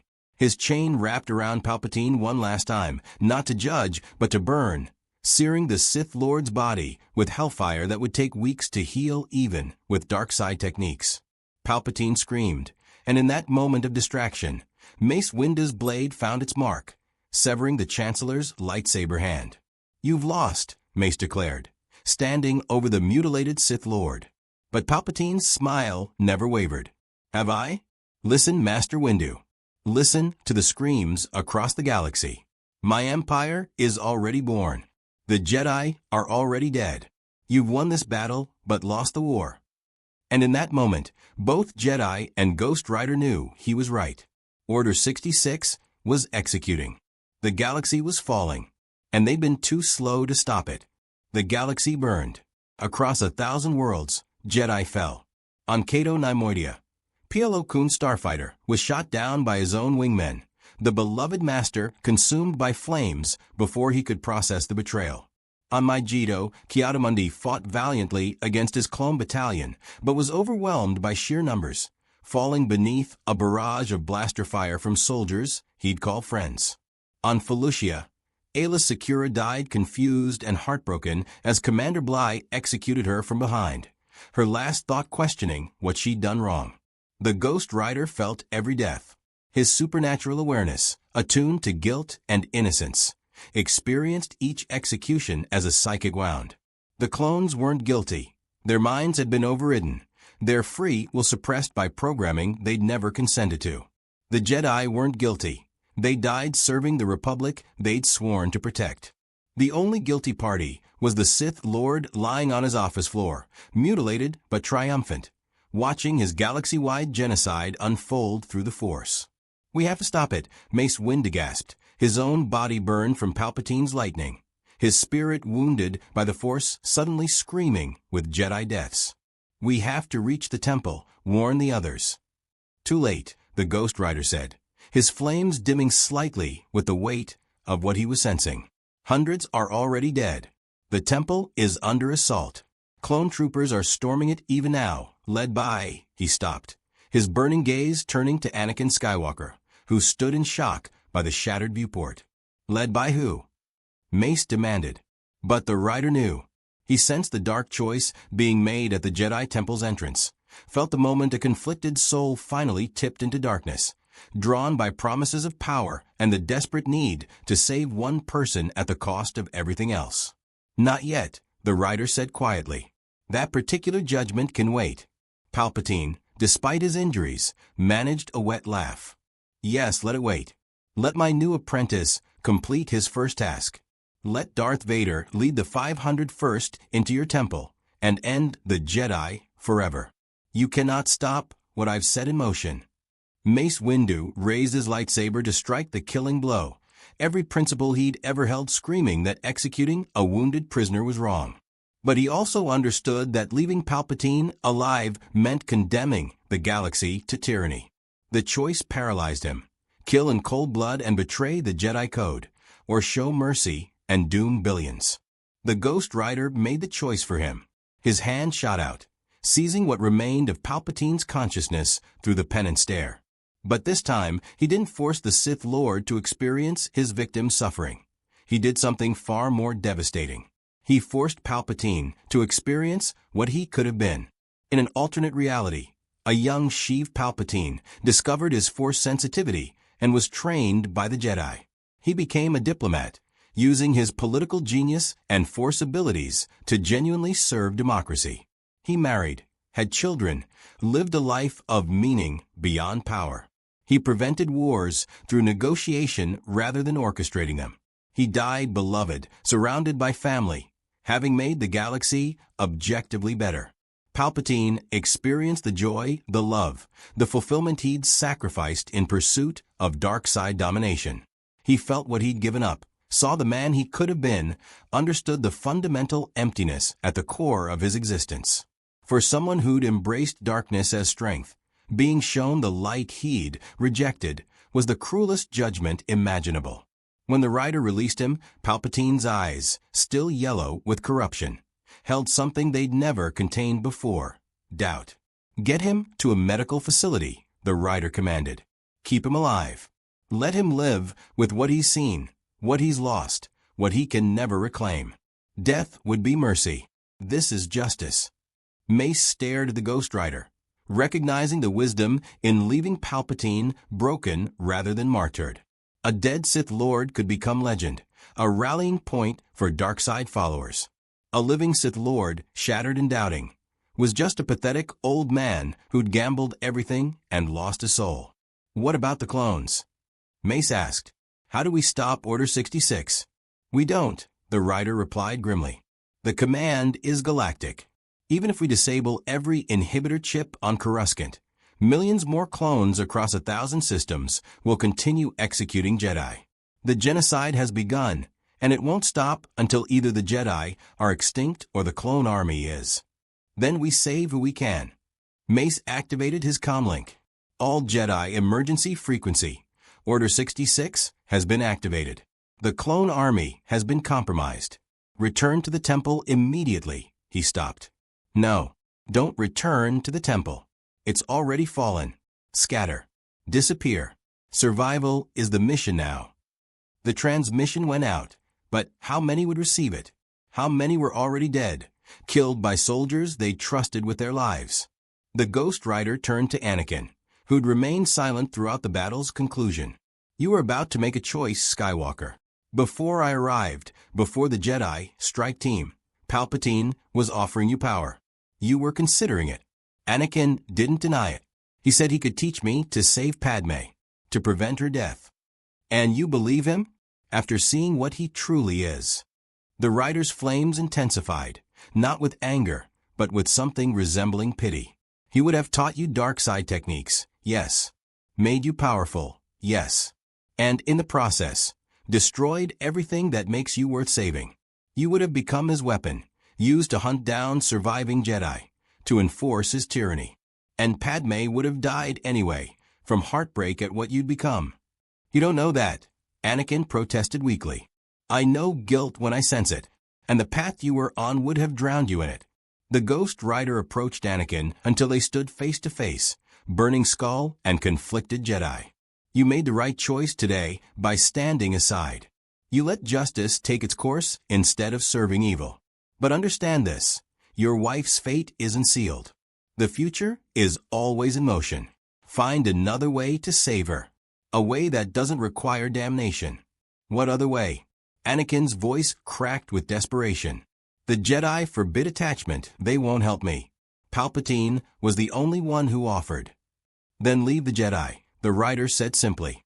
"Take your wife and disappear. Live the life you want rather than the one others demand. You don't need the Order's approval or a Sith Lord's teachings. You need to choose love without choosing evil. It's possible, Skywalker. Difficult but possible." The suggestion was so pragmatic, so unencumbered by Jedi philosophy or Sith manipulation, that Anakin couldn't immediately process it. Leave? Just walk away from a war, from duty, from destiny? Could he really do that? Before he could answer, the office's remaining windows exploded inward. Clone gunships hovered outside, their cannons aimed at the survivors. Over loudspeakers, Commander Fox's voice echoed. "Jedi are ordered to surrender immediately. Resistance will be met with lethal force. This is not a negotiation." "They think we're the enemy now," Mace said bitterly. "Palpatine's propaganda is already spreading. The Jedi attempted to assassinate the Supreme Chancellor. We're traitors to the Republic." "Then we leave," the Ghost Rider declared. His hell cycle materialized. It had never truly left, simply existed partially out of phase until needed. "Get on. All of you." "That motorcycle can't possibly carry." May started to protest, but the rider's bike expanded somehow, its supernatural nature allowing it to accommodate multiple passengers. Physics was negotiable when hellfire was involved. They fled the Senate building, the Ghost Rider driving straight down the exterior wall, while clone gunships pursued. Blaster fire filled the air, but the rider's hellfire shielded his passengers, bolts deflecting or vaporizing before impact. They reached ground level and accelerated into Coruscant's traffic lanes, the hell cycle weaving between civilian speeders with impossible precision. Behind them, the Senate building burned, not from hellfire, but from conventional fires started during the battle. Emergency services responded while Palpatine was extracted to a secure medical facility. The propaganda machine was already spinning the narrative. Jedi traitors had attempted a coup, the Chancellor had bravely survived, and the Republic's loyal clone army was restoring order. The truth didn't matter. Only the story people believed.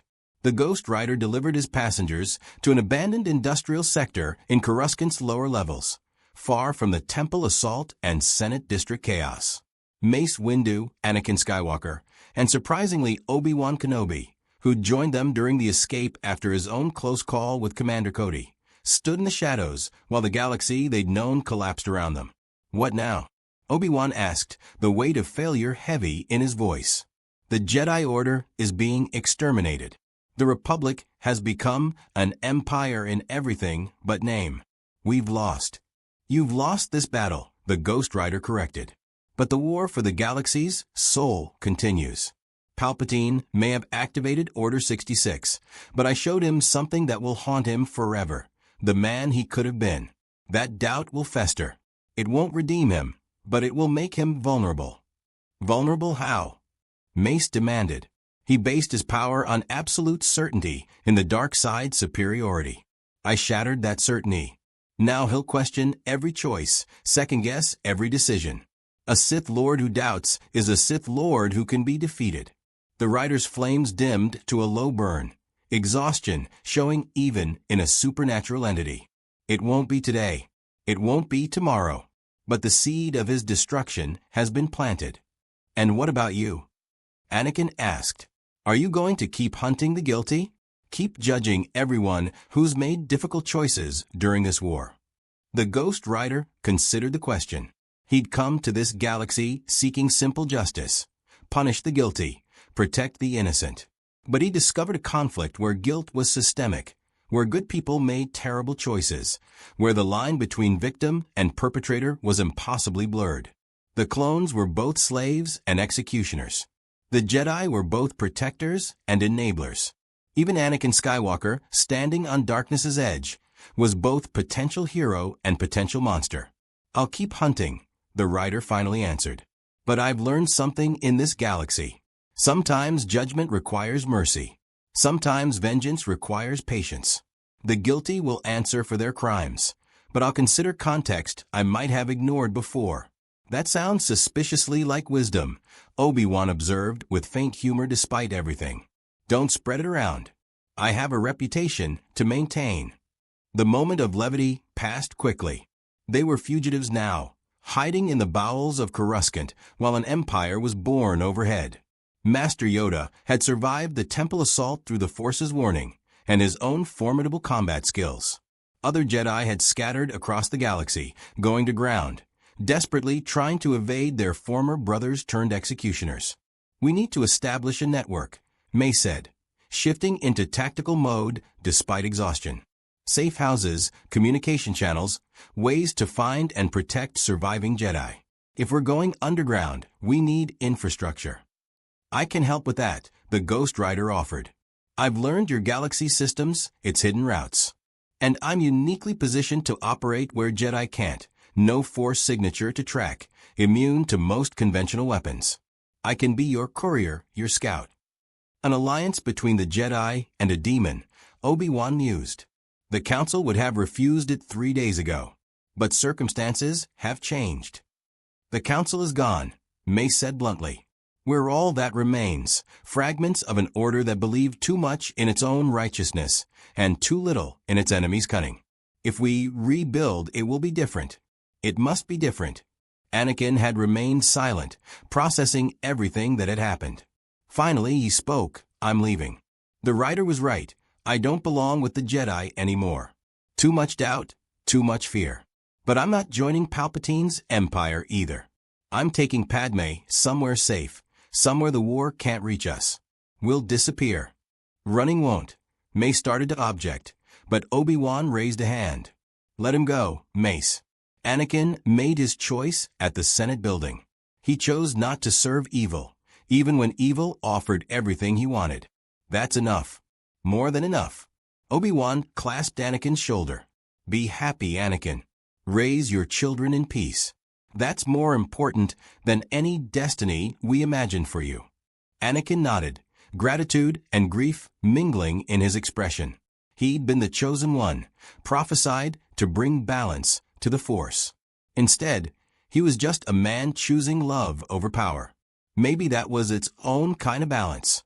As dawn broke over Coruscant, the first dawn of what would officially become the Galactic Empire within days, the survivors went their separate ways. Anakin toward the Senate residential district where Padme waited. Mace and Obi-Wan toward the network of allies who might shelter fugitive Jedi. And the Ghost Rider toward the next hunt, the next guilty soul that needed judgment. Palpatine had survived, but his absolute certainty had been shattered. Order 66 had decimated the Jedi, but survivors remained. The Republic had fallen, but resistance was already forming. The battle was lost, but the war continued. And somewhere in the Force, a balance had shifted. Not the balance the prophecies predicted. Not light defeating dark or dark consuming light. But something else. Justice tempered with mercy. Vengeance balanced by wisdom. A demon teaching Jedi about humanity while learning it himself. The Ghost Rider's arrival in the Clone Wars hadn't prevented the Jedi's fall, but it had planted seeds that would grow in strange directions. A Sith Lord haunted by what he'd sacrificed, a chosen one who chose love over destiny, and a spirit of vengeance, learning that judgment wasn't always enough. The galaxy would remember this week as the birth of the Empire, the Jedi Purge, the end of one era and the beginning of another. But those who'd witnessed the Ghost Rider's intervention would remember something else. The moment when vengeance itself learned compassion, and the galaxy gained a guardian who answered to neither light nor dark. The Clone Wars ended not with victory, but transformation. The Galactic Republic became the Galactic Empire, and Emperor Palpatine, scarred in body and spirit, ruled with an iron fist weakened by doubt. He would spend decades obsessed with finding the Ghost Rider, seeking to eliminate the one being who'd shown him the emptiness at his core. He never succeeded. The Jedi scattered, becoming legends rather than peacekeepers. Obi-Wan Kenobi vanished to Tatooine, watching over Luke Skywalker from a distance. Mace Windu established underground networks that would eventually become the rebellion. Master Yoda retreated to Dagobah, waiting for the day when a new generation could rise to challenge the dark side.